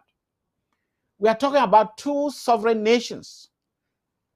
That is where we are now. And I just want to make it one more time, once again, very clear. We are not negotiating for a federal system or a confederal system. We want complete independence. If Ambazonians are listening to me, and I hope you do, listen to what I tell you. We are never going to negotiate for a federal system. First of all, the Francophones, they don't even know what the federal system is. If they know the structure of the federal system, they will be the first to break it. They don't want to give powers to local communities. They don't want people to have independent idea. They don't want people to be innovative. We cannot be innovative in a structure where it is unitary, where you have the dumbest people at the head of government who only think about themselves and the money they make. We want to be independent and a federal system such that every community, every county will have the power to direct, to design its future. You have the power to innovate. You have the power to create opportunities and resources. That's what we want. And the government is only there to regulate. I hope people understand this and the beauty of it. So we are doing it's deliberate because we know the mentality of people from La Republic. These are people who do not like change. They want to stay in darkness. They want to stay in primitive.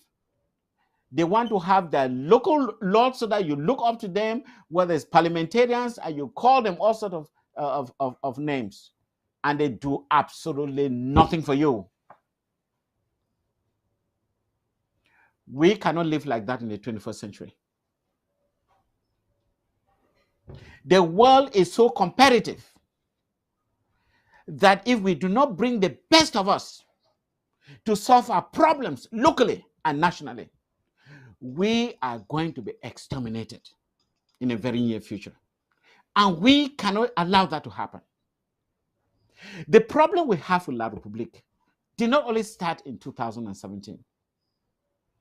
The first day of the so-called federal system, Dr. John Wood Foncha recognized it. Dr. Fallon recognized it. Before they died, they wrote letters trying to fix it in the background, but they went nowhere. That's why we've brought it to the open, and it must be resolved. And the only resolution we have right now is complete independence. That is the message we have for La Republique. So they can go on their TV programs talking about all sort of the glory of federation, how we will work together. We will work together? When? When? What happened in the last 60 years? Where were they? I mean, I'm sorry.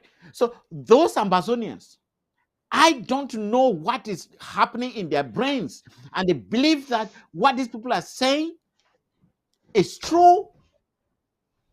You'll know the truth when you are 6 feet below. Because the moment you want to demonstrate to them that you are better than them, they will kill you. These are savages. Over to you, Paddy. Fellow Amazonians watching, as I was just listening to the SOS, the thought just came to me and like, hey, Look at the age where we are living, the manipulation, and the media is the main platform that has been used to manipulate. If you look at the Amazonian struggle now, everyone has a platform, but it's everyone accurately fighting for Amazonia. Imaging is quite important. A people's representation, their colors, their music, their anthem. This is the only platform that is unwaveringly, unapologetically doing so. As you're calling, I like people to call to make your contribution. As you call to make your contribution with the permission of the Secretary of State for Communication, I'd like to ask you to take it seriously. Take this war we are fighting on the media really seriously. Think about it for 1 minute. If ABC Amber TV was non-existent at this time, where every other platform has an agenda, either is to build an account for somebody, pay retirement bills for others, some trying to mobilize resources now to defend themselves in court. Think about it for 1 minute. You understand. Think about how Cameroon mobilizes Canada, Equinox TV, STV, Mimi Medford, and Diaspora, and all their bloggers to, and most recently we had Rimin Gono making pre-postorial statements. Think about it for 1 minute. And get ready to place this call right now with your permission, SOS, as we come back after this very short break. We'll get into the next phase of the discussion. We'll talk a little bit about the draft, talk about IG policy, and receive your calls once again. I'm going through your comment sections to make sure that you can be a part of this. If you cannot call, send us the text message, send us the message as it goes on. And I want you, as you're looking on the screen, you'll find the ABC Amber TV payment platforms. Visit the website, become a part, become a club member, make your contribution. I'm talking not just about your financial contribution, I'm also talking about your moral contribution. We're going to be creating a news forum whereby your own word, whatever you want to be carried abroad, to be carried into the international community, will be taken into consideration. We'll have the technical crew and the news team be a part of that platform so that they can communicate with you. They can communicate for you so that they can listen to your emotions and share your passion for the struggle and translate it in their own voices and translate it effectively and accurately. So right after the break, we'll be back. Stay tuned, please.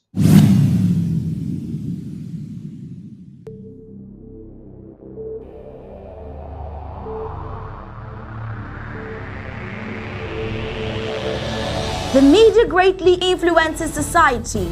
They inform people about what is happening. It permeates people's lives by creating their own criteria and opinions.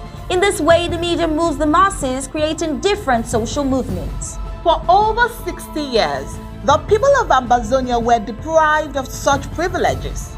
The privilege to enhance their own criteria and opinion. They have suffered cultural genocide for 6 long decades, but not in this age and not with undaunted ABC Amber News on board. You must understand that wars are fought and won in the media. The speed of the revolution on Ambazonia's quest for freedom cannot be explained without highlighting the diligent use of the media.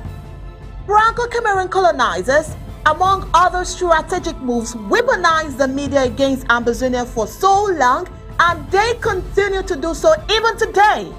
The question would be, how much do the oppressed people of Ambazonia need to counter the media rage? Indeed, how much more is required to stop the genocide? The carnage in Ambazonia didn't start today. In 1961, 1972, 1984, 1992, Ambazonians were slaughtered in huge numbers and help was not forthcoming. Why? Because the oppressor was the piper in the media. The good news is we have what it takes to dictate the pace. Right now, ABC Amber TV is taking advantage of the wonders of multimedia aggressively to inform the misinformed and disinformed with Undaunted and other revolutionary programs bringing it to the news untold stories. Most importantly, to win the media war by taking ABC Amber TV into every multimedia platform. In a word, where the importance of storytelling can never be overemphasized, Ambazonians has to tell her own story, not the other way round. And like we say it always, Ambazonia must narrate her story accurately. We can do this together, you know, right? You are just a click away. Visit our website at www.abcambertv.com, and the steps are quite simple. With just a click on the website, you can become a club member with so many benefits. You can also make a one-time donation, advertise and showcase your goods and services at the marketplace on the website. That was easy, right? You're welcome on board. And thank you for opting for the winning team.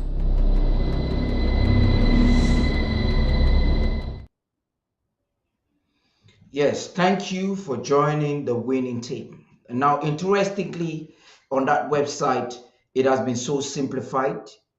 That website has been made beautiful for you.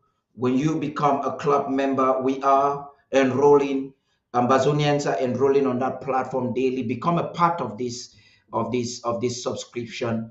You can watch us 24/7. And SOS, it will interest you to know I'm just receiving from a Babila. I'm going to call just one name, Babila from the home front. Has just shared to me. I'm sure he's watching. He's watching me now, mostly from Mezam County. Babila says that congratulations. This is ABC. This ABC new look. It is my breakfast, my lunch, and my supper. Says more grace to your able, and I'm enjoying the program from Bali, LGA. You can see it's an aged person. No, it's not a very aged person. He says, I'm enjoying the program from Bali, LGA. And we're receiving messages like this from all around the world. So we're calling on you. If you're not a club member as yet, and sure to be a part of this wonderful project. SOS, please, you have the floor. Yeah, thank you. I think, again, these are very positive signs that you at ABC Television, you are doing a great job. And I hope that in a very short period of time, we'll address some of the little hitches that we've had in terms of when we get on air and making sure that we keep to time, because people are really hungry to listen to you guys for an extended period of time. So I'm always so happy when I have this positive feedback. But notwithstanding, we should do better so that the programs, the quality of our programs goes up, and also the reliability of the programs. I think that's all very positive, and I'd like to hear that. Thank you. Okay. I'm getting another feedback from still from the home front, precisely from Victoria. I'm sure this individual may want to call. Okay, I'll read what he just said. He says that great show as usual. Only nature is going to pay your generation for this wonderful, wonderful. Okay, he's gonna call. He's just texting now that he's gonna call for this wonderful service you all are rendering to our great people and great nature. The souls of our ancestors shall forever stand strong for truth. Victoria is in hand, just the matter of time and space. This is a Savannah from Coastal Zone home front. So I think this individual, you can call in to make your contribution. I want to read from another comrade. Okay, he's calling before I read all of the messages. The phone lines are open. Yes, comrade, just go move a little bit from your camera. You're live on ABC Amba TV, and the SOS is listening to you.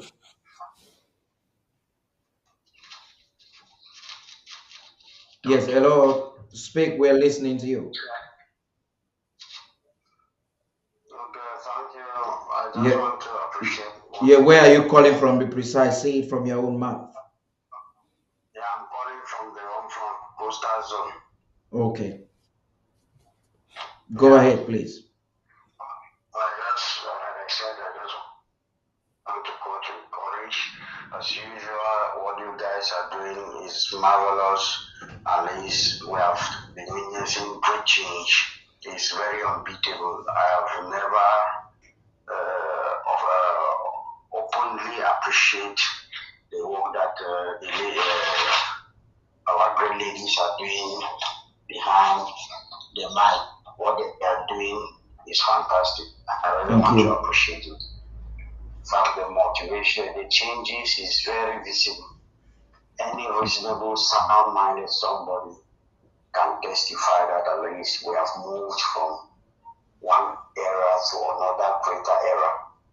That's one of the things that I think we all are very happy in the home from, especially those who have critical minds, because some people are still having these clouded minds that they don't want to see, they don't want to see visibility. So I really appreciate it. And I think, well, the La Republic has, over the years, has strategized a lot. If we don't move as fast as possible to strategize with them, that's why I really appreciate what VC is doing with the education that they are teaching out. They keep on sensitizing the people. But one thing I would recommend is that they should bring in this revolutionary spirit. You know, a lot of revolutionaries are born. They have that innate spirit in them. But at times, it is difficult to unravel it. At times, it is dormant due to the society, the environment they find themselves, the kind of educational system that we have back home. It is completely brainwashed system. So if the ABC can design revolutionary programs like their videos, their feedings that are talking about revolutionary movements, people that have led great movements, even with their demise, a lot of those who hold high esteem to them, like Samuel Dore and the rest, that they have done a lot of things. If ABC can project such films within once in a week or maybe twice a week, even, at least let the people have this constant revolutionary spirit. Because the truth about it is that there is one thing that over the years I've realized with the two countries. One is looking somebody as a slave, while the other is looking the other person as a foreigner. The truth about it is that no matter your position, no matter what you do, like don't always look anybody from Southern Cameroon as a slave. Take it or leave it. No matter what you do, no matter how you try to appease them, because they have a mechanism. Let me tell you something. They went up to the point of creating bilingual schools and special bilingual schools. I'm saying, how many bilingual schools are in the Southwest and the Northwest? How many everybody received that's for high school or secondary schools are bilingual in the Southwest and the Northwest? As I said, how the way that they are encouraging their children to offer bilingual programs, it will speak volume to you when Chirima said, Anglophones are those who can speak English. He knew exactly what he was saying, because he knew that a lot of their children they have offered the bilingual programs. So they speak that English and they are constantly replacing the sons and daughters of Southern Cameroons in every domain. Even when you look at the crownies, how boastful they are at times, they will tell you, which English when I talk themselves, when I talk pidgins, when I talk English. You see, they are so proud of themselves, and if you don't strategize, and they are constantly using us as their slaves in every domain, they use us and they dump us. Nobody can argue that fact. Look at the educational system. We are the one molding their children as far as bilingualism is concerned. They are not molding us. How many bona fide Anglophones are offering French program? We don't need it, but they need it badly because they know that that is the way that they are going to capture us. If I was to research something, I would say if there is a means to cripple all those even those Bariba's names that are situated in that account, they should cripple it. Because it is a pure mega, a well-planned act. It takes only a dumber to think that no, it's because of what. Look at the when they were saying that no, they should change the colonial names. How many they change all the colonial names in South America, but they did not change any. We still have the Lycée de Leclerc, we still have Zanon Hospital, whether it's Guara. We still have all those colonial names, but they were forced, they rushed to change the Victoria to Libre. They rushed to change Manfakok to Cameroon in order to hide the identity, the peculiarity, anything that is peculiar to the people of South Cameroon. Those people, they worked hard over the years. I don't know how some of us are so blinded to see. We must come out with the revolutionary program. We have to inculcate in us some degree of bitterness.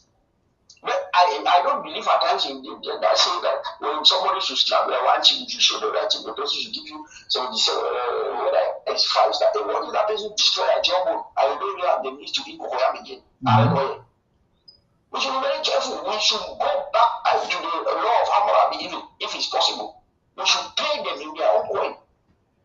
And we need that revolutionary program, those programs, to boost the spirit of our people.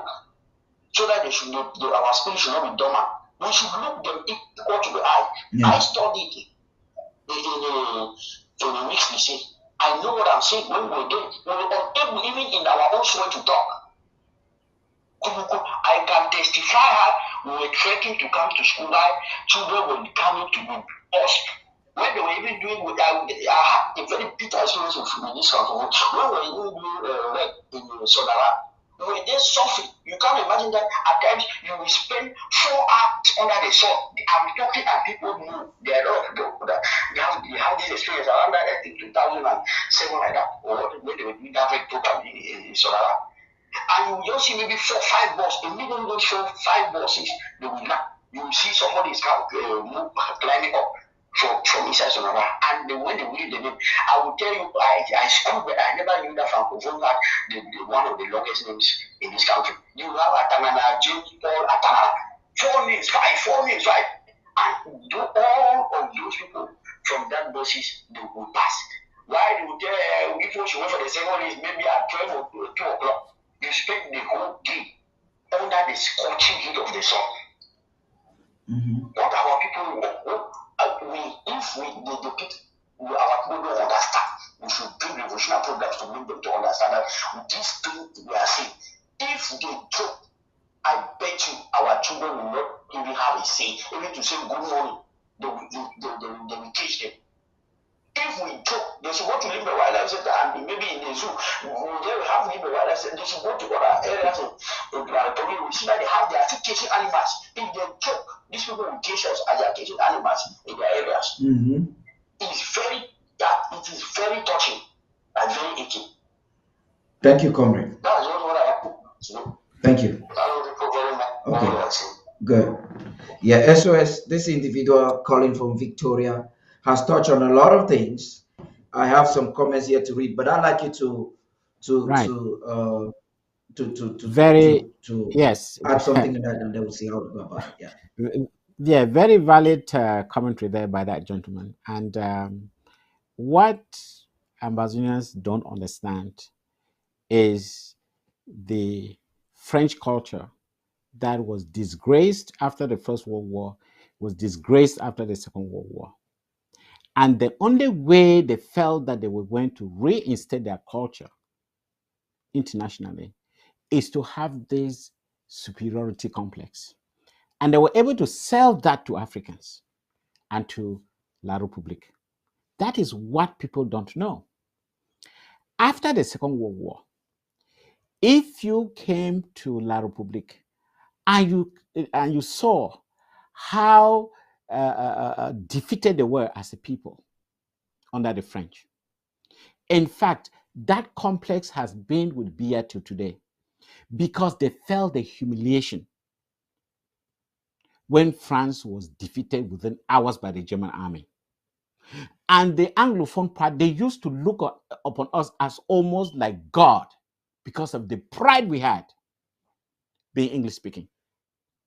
The tables have been turned deliberately by the French. They want to restore their culture. And that's why they make sure that people from La République or French Cameroonians look at us as if we are slaves to them, because they want to reverse that mental failure, that lack of performance that the French did during the Second World War. It is haunting the French up to today. Let Ambazonians understand this.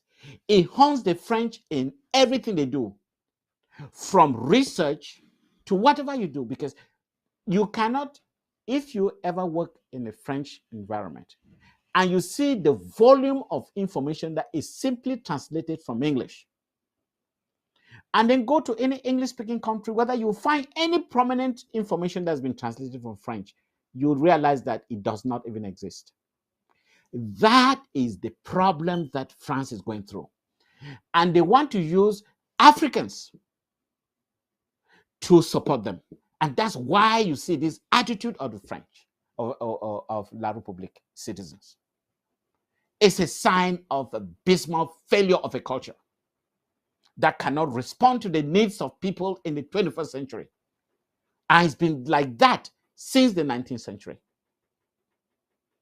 When I was a lecturer at the Polytechnic in Yaoundé, I discovered that all the books and mechanics I was using, they were all translated from English into French.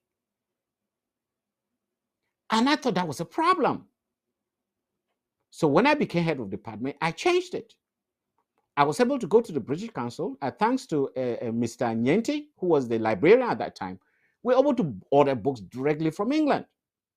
I said, why should I be translating things that were originally in English into French and then back into English? That was very frustrating. So these are the signs of a culture that is actually inferior. Let Ambazonians understand this. That is the truth.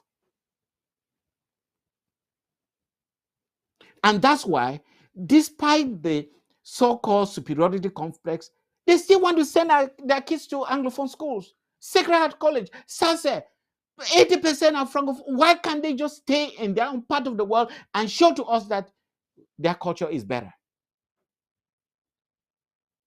Inverted pride. They come to you, they think you're a slave, but they want to mimic everything you do. They want to learn in English. Go to Lords. Most of the girls there are from Francophone families. How many times do you see an Anglophone parent forcing his or her children to go to French schools? Never thought about it. If they ever learned French, it was by accident. I had no need to send them to French schools. This is the problem that is it is burning in La République. They admire us, but they just find it a little embarrassing to say that out loud. Let Ambazonians understand this. The French president speaks English. Why? You think Biden speaks French? Why would he care? Why would he care? These are the Now, facts. SOS, and I think that their endeavor to even learn the English is not just with the honest intention to integrate. It's like this gentleman mentioned. It is more with the intention to dominate and possibly assimilate.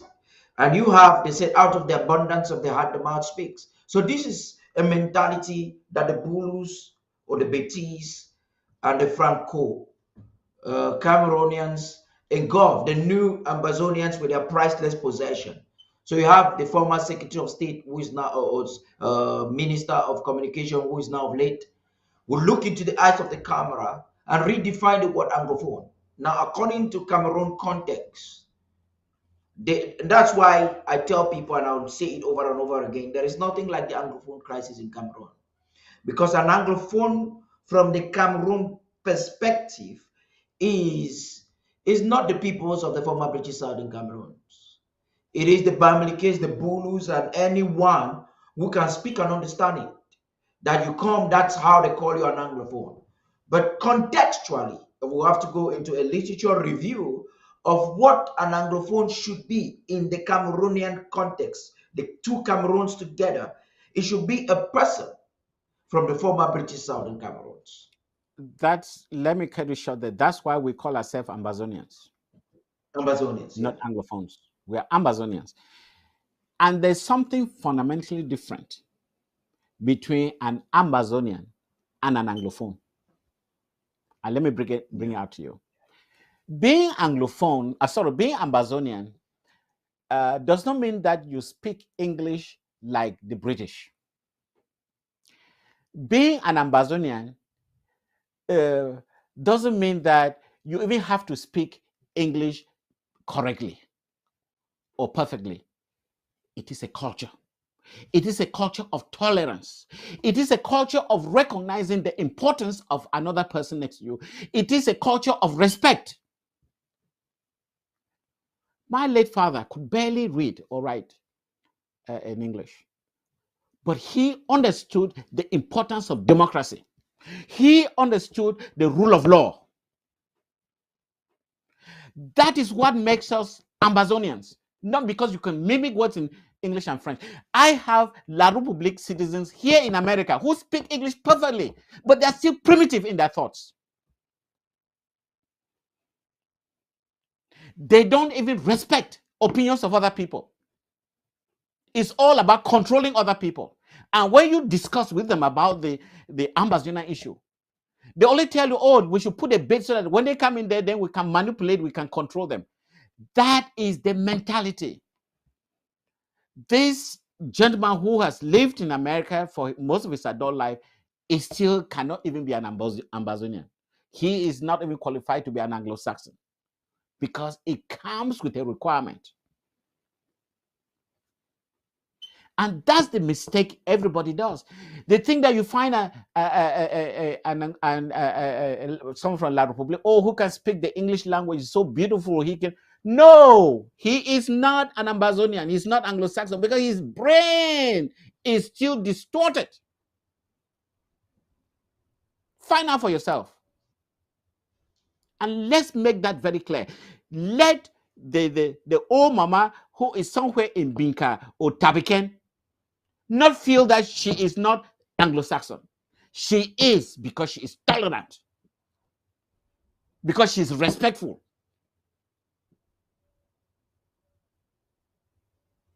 But the so-called SDO from wherever, or a parliamentarian from Francophone Cameroon, they are all animals. They have no respect for anybody. The only important thing is himself, to take and never give back to community. That is the definition of an Ambazonian. Respect the rule of law. Community service. Now, yeah. Now, Dr. Mungwa, there's a very important contribution here coming in from one of the ABC club members, just writing in on sending us a private message.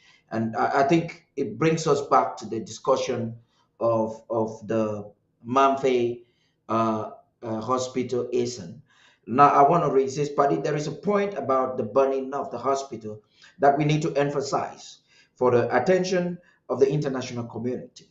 The ARFs cannot kill 6 La République du Cameroon military in a battle a few miles from that hospital, then come back to burn the hospital that same night.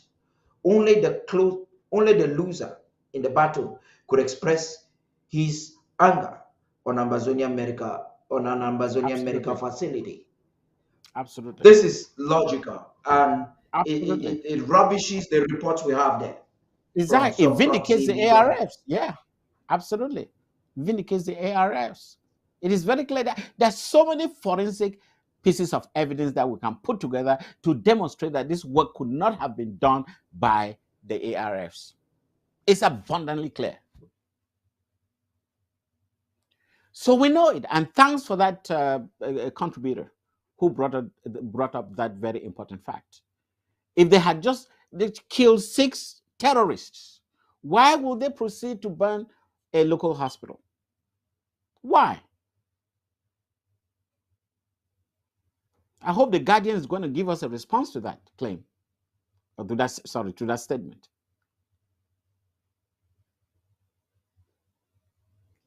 It's Actually, preposterous. It cannot what happen. do, what do they what do they intend to achieve? Is the bigger question there.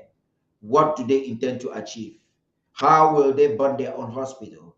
It is not in the Why? conduct of the ARFs to do so, and most probably they will not start today. We always leave the best for the last, Dr. Mungwa, as we look on the issues.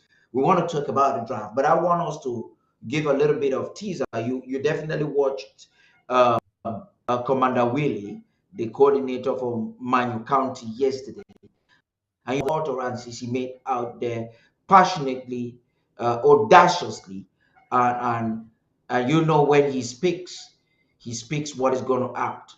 As spokesperson again, I always want to pull your legs, not really pulling your leg, but provoke you to speak to the people. This statement coming from an authority of the Amber Peace Plan structure of this government, serve the commander who has a resume or record of an achiever, can be considered a policy statement.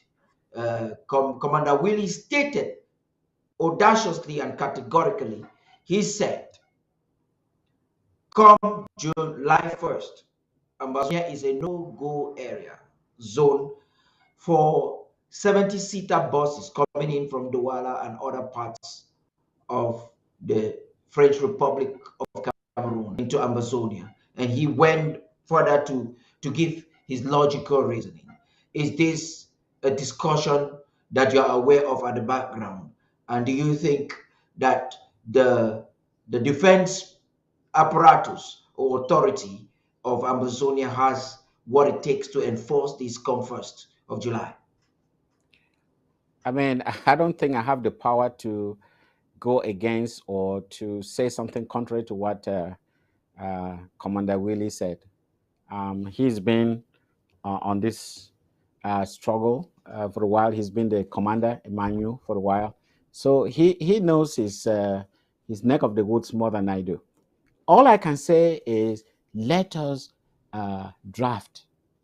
That's what will make it a reality, 4 or 5 times over.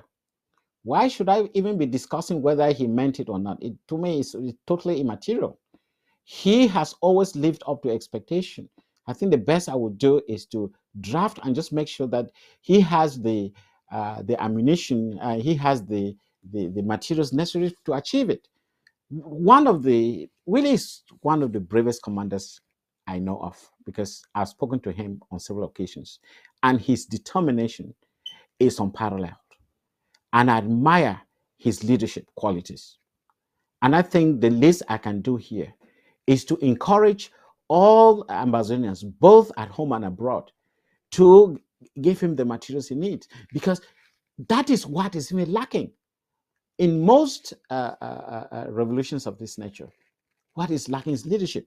You have seen how the Amazonian leadership has metamorphosized to a point where now we have people who are dedicated, who are incorruptible. It took us 4 years to get here, and let's not play with that.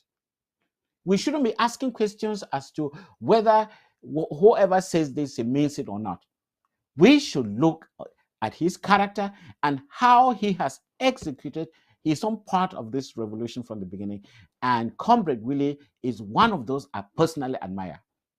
And the least I can do is to make sure that I encourage every Amazonian to draft and make sure that we have enough for him to carry out this. Because when he succeeds, we will all be jubilating.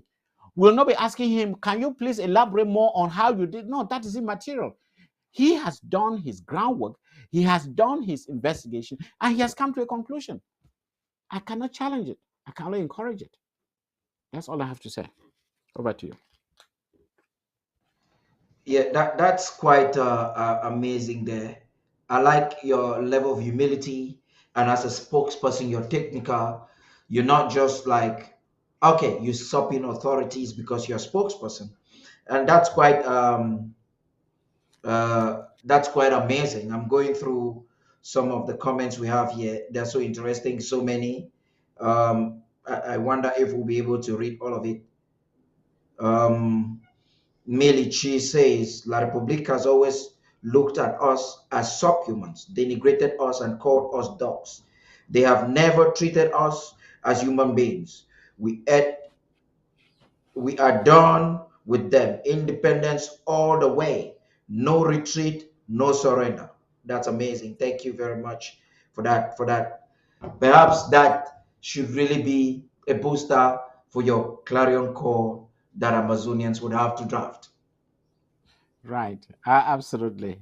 Um, I mean, I appreciate the way um, a lot of compatriots have taken to this fight, and fighting in all fronts is nothing short of what Churchill said, that they will fight in the forest, they will fight on rooftops, they will fight in the sea, they will fight everywhere. I think that's exactly the mentality that ambassadors have taken, and um, Mildred Chi has been one of our very, very strong fighters, and I've seen her fight on different platforms, and each time she comes on top because her communication skills are second to none, and I really appreciate that. I think we're all in the trenches together, and I look forward to working with all these great men and women who are ready to get into the trenches and fight for our freedom. Thank you. That's quite amazing. You want to give us some updates as to what is happening with the draft? If I hope to have Nijo on Thursday for that discussion, and the Secretary of State for the Treasury, National Treasury, Iringwa, so that we have this discussion in detail when the draft is renewing. What are the mechanism? How are people are redeeming? And I also want to call on those who are drafting already, that it is time for you to redeem your pledges. A lot of Amazonians are doing it. I have some individuals who are doing it and also subscribing on our page. Dr. Mungwa, please talk to us on the draft as a final talk for tonight.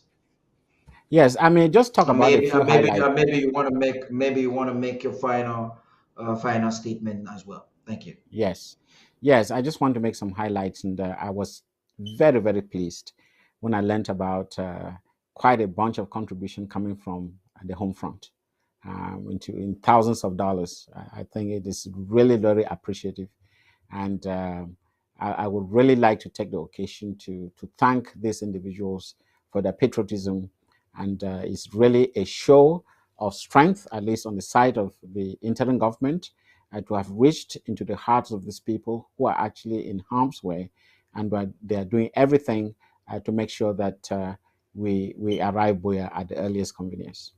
Today we talked about facts and patterns. We were able to demonstrate that what happened either in Menchum County or in Manu County, it's just a repetition of what La Republique has done in the past. Actually, a demonstration of their inability to execute this war. They're on the losing side, and they know they're on the losing side, and that's why they send out premature signals, such as, "Oh, the war is over, and we are now trying to just get rid of a few guys." When the war is over, you see people with white flags running down the streets, and you don't just come one day and say the war is over. I'm sure the war has been over at least 3 or 4 times in the past. Again, you begin to wonder, as I tell Ambazonians, you really have to have a memory to think backwards. So when you hear people like Atanganji, who can barely make a statement in English or French, speaking, you really have to be careful, because I don't think he even understands his own thought process. So let's not be fooled by such statements. We are here, we are drafting, and we are doing it well, and the money is coming in, and we are going to defend our land. And I know the ARFs are ready, and we have all our tactical plans ready, and we are going into operation. And this is something that I can tell the ambassador. Ambazonians. Again, thank you for listening to me this week, June the 14th, 2022. I look forward to speaking to you again next week. Good night and goodbye.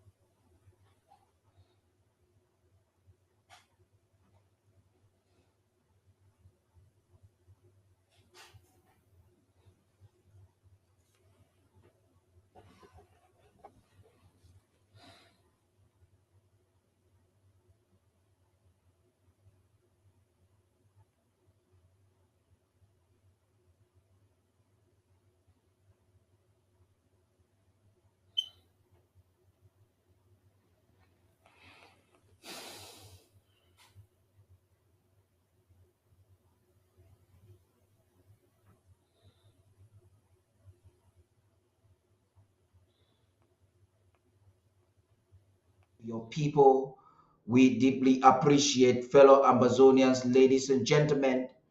We've had a whole more than 2 hours with the Secretary of State for Communications and IT, and you know that anytime he comes on board to have this wonderful discussion with us is not just informative, it is also educative. We've learned a lot today. Some of our doubts have been cleared.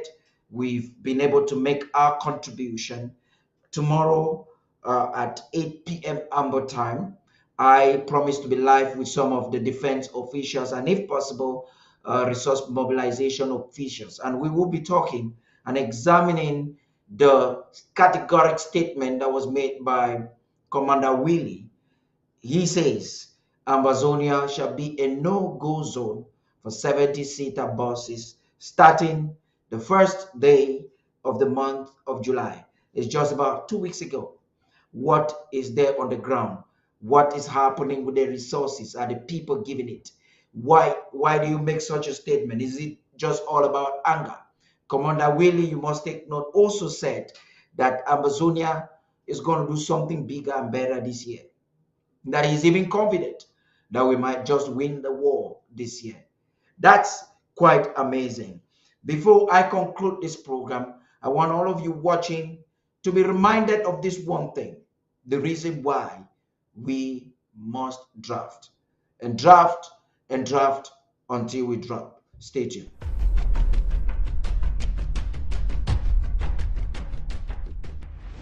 Why the war draft is a must now. Fellow Ambazonians, after 5 years of relentlessly fighting for the liberation of our homeland from the genocidal occupation of French Cameroon, it's very important that we remember why we are fighting and why it's so absolutely necessary that we continue to fund the struggle by joining the war draft and making even greater sacrifices than before. When the United Nations General Assembly in Resolution 1608-XV of April 21, 1961, granted independence to the Southern Cameroon's Ambazonia, they did not expect that 61 years after, this territory will be forcefully annexed and colonized by a belligerent neighbor.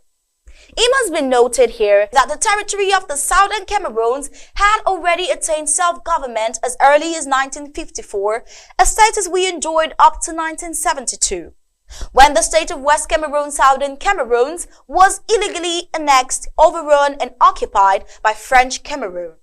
And because the Southern Cameroons within secure internationally recognized boundaries, she had a functional police force under the direct command of the Prime Minister and head of government, including a mobile paramilitary wing that played the role of a territorial self-defense force. It was this vibrant territorial force that was illegally and surreptitiously disbanded by the Yaoundé regime in the mid-60s. when our nationalist leader and head of government of the southern Cameroons, Bobe Augustin Ngom was overthrown by the creeping annexationist regime of Amadou Ahidjo. So as we enter another patriotic war draft and fundraiser for our violent restoration forces, we must remember that just as we restored Dr. Ndele's government on October 1st, 2017, we are also restoring our territorial self-defense force, now dubbed the Amazonian Restoration Forces, ARF. Charged with not only the defense of our country and our nation, but also with driving out for once the occupation forces of genocidal Cameroon.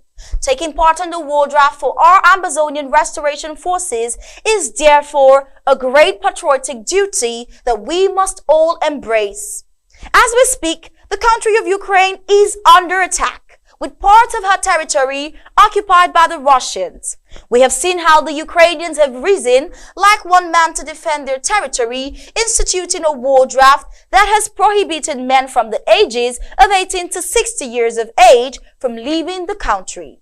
Not only are they not allowed to leave the country, but they're also compelled to take an active part in the defense of their country against the occupying forces of Russia. This is the same patriotic fervor that we expect from all Ambazonians now in fulfilling our sacred duty of defending and freeing the motherland from the genocidal grip of Cameroon's occupation forces. Thousands of our young men and women have risen since 2017, picking up arms and fighting the occupation forces to the death. We've lost thousands with many more injured, while thousands more are in the bushes fighting day and night to drive out the occupiers.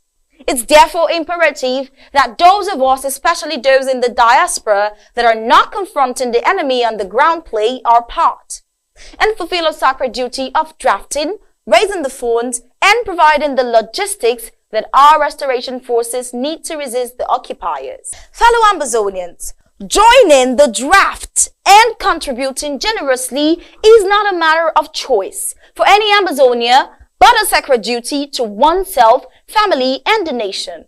They say sacrifice makes gods of men, makes us sacred, so let us do our duty now. Our President, His Excellency Dr. Samuel Ikome Sako, and the Resource Mobilization Department will be visiting each and every county soon for another round of the draft. Based on the current geopolitical atmosphere, this is a time for us to empower our restoration fighters on the ground to achieve some of our key strategic and military goals, to once more prove to the world that we are ready to not only reclaim, but to defend our country after liberation from any future aggression. By building a formidable, responsible, and credible self-defense force, Ambazonians will be proving to the world that we are a responsible state and ready to play a constructive role in the Gulf of Guinea. The rest of the world is watching and waiting to see how capable Ambazonians are in terms of establishing themselves as Africa's newest state. We must therefore make even greater sacrifices in our efforts to upgrade our valiant restoration forces as they lay their lives on the line to liberate Ambazonia. As a footnote, we must remember that it costs between $3,000 to $5,000 to properly equip each restoration fighter to effectively engage the enemy. So as we look up to our boys on the ground, expecting results from them, we must first ask ourselves how far we've gone to empower them. We must first ask ourselves how much financial sacrifices we have made to provide them the means to fulfill their sacred duties. Fellow Ambazonians, this is the time for us to draft until we drop. That must be our slogan and rallying cry now. And along the way, we should be asking ourselves some critical questions. Are we still enjoying 3 square meals a day while our boys on the ground lack the basic gear they need to resist the occupiers? Are we still living a life of luxury and comfort while our brave restoration forces lack medical supplies at the front? Are we still throwing big birthday bashes while our restoration forces lack basic communications equipment to maximize their efforts? Are we still going on cruises and expensive vacations while our IDFs on the ground go without food and logistics? Are we still finding excuses not to make the necessary sacrifices in drafting big, while our restoration forces lack the game-changing equipment that they so desperately need to bleed the enemy? On a daily basis, how much are we putting aside for our liberation, knowing that only through fierce resistance are we going to liberate our beloved country?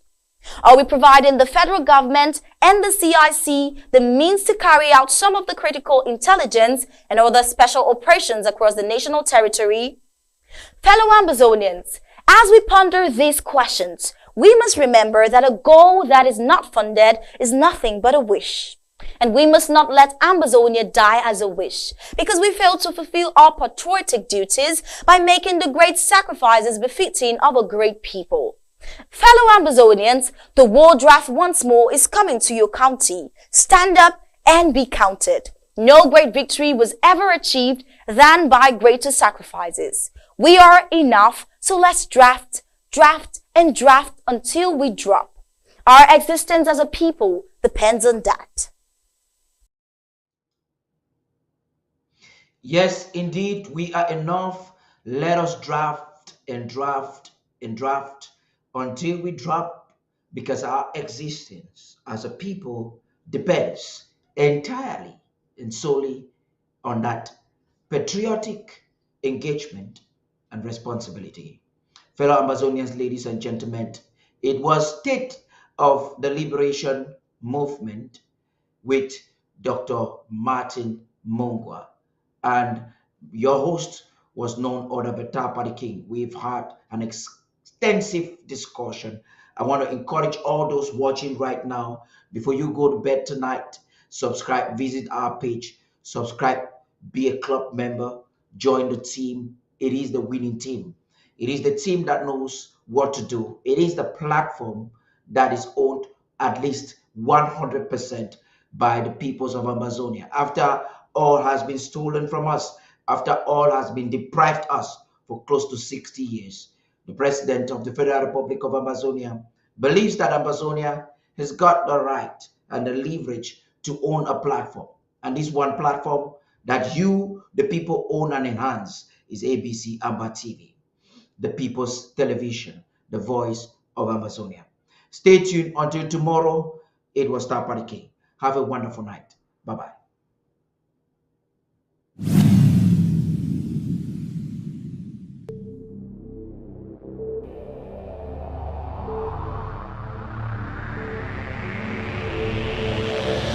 The media greatly influences society. They inform people about what is happening. It permeates people's lives by creating their own criteria and opinions. In this way, the media moves the masses, creating different social movements. For over 60 years, the people of Ambazonia were deprived of such privileges.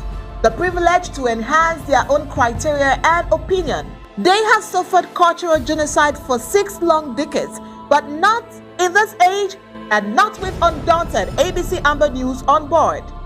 You must understand that wars are fought and won in the media.